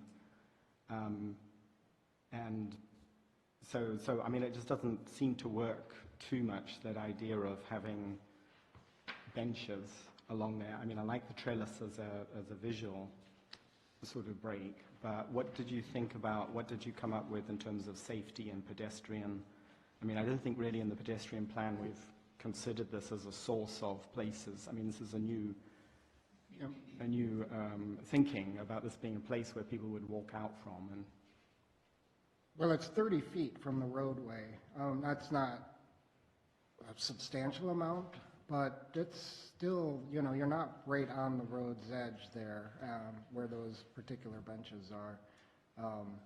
We didn't view it as a safety problem. I think we were looking at more as an aesthetic problem and serving the bus stop area, you know, providing an attractive place in that area.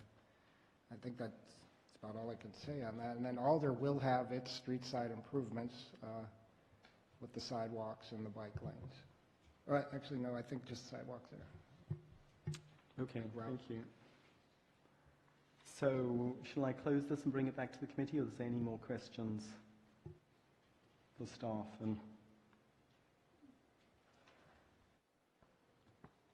So bringing it back, closing it, I guess the staff's bringing it back to the committee for discussion, and I guess I'd just like to know how Steve's feeling on this, what you sort of feel having heard it, and do you want it to... I maintain that I cannot support this project until I've had more time to study it, with apologies to the developer and to the commission, but I'm not prepared.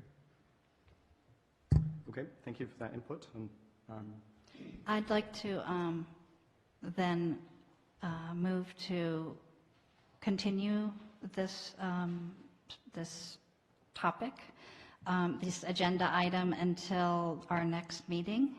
That would give the public more of a chance to weigh in, and it would give possibly 2 more commissioners a vote. That would be not the 2nd of September, but the 16th of September. It was a large packet of information to digest in 3 days. So that's what I'm moving. so I'd like to hold that move, and I agree with that. I just want to ask staff, can we actually reach out to more people to let them know about this for the next meeting? So typically, if a project is, I mean, we notice this project to all property owners within 500 feet and put it in the newspaper. So typically, if a project is continued to a date certain, you do not re-notice it, because the idea is that folks who are interested got the original notice and would be here or at least watching to attend the meeting. However, if the direction of the commission is to re-notice with that date specific, absolutely we can do that. And if there's additional ways that the commission is interested in staff trying to engage, we're happy to do so. I think based on anecdotal information, there's been some lively discussions in the community on social media about this project and these developments. So I think, you know, folks are aware that these projects were moving forward through the process, and again, I know there's been a lot of discussion on social media, but we can absolutely move to try to address any concern the commission has over public engagement or noticing, and make all efforts to ensure that everyone who's interested has a chance to participate. Thank you. Would you like to amend your motion to include that? No. So just to have it continued to that date specific. Anybody seconding it? I'll second. Okay, a roll call.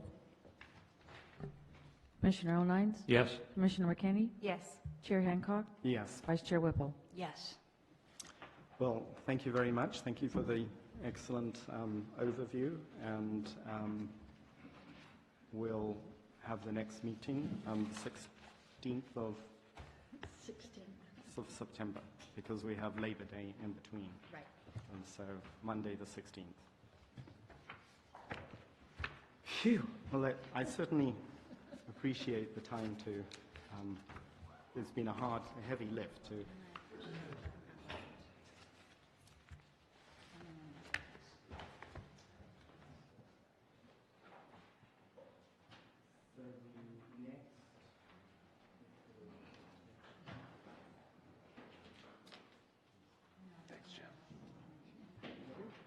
Yeah, so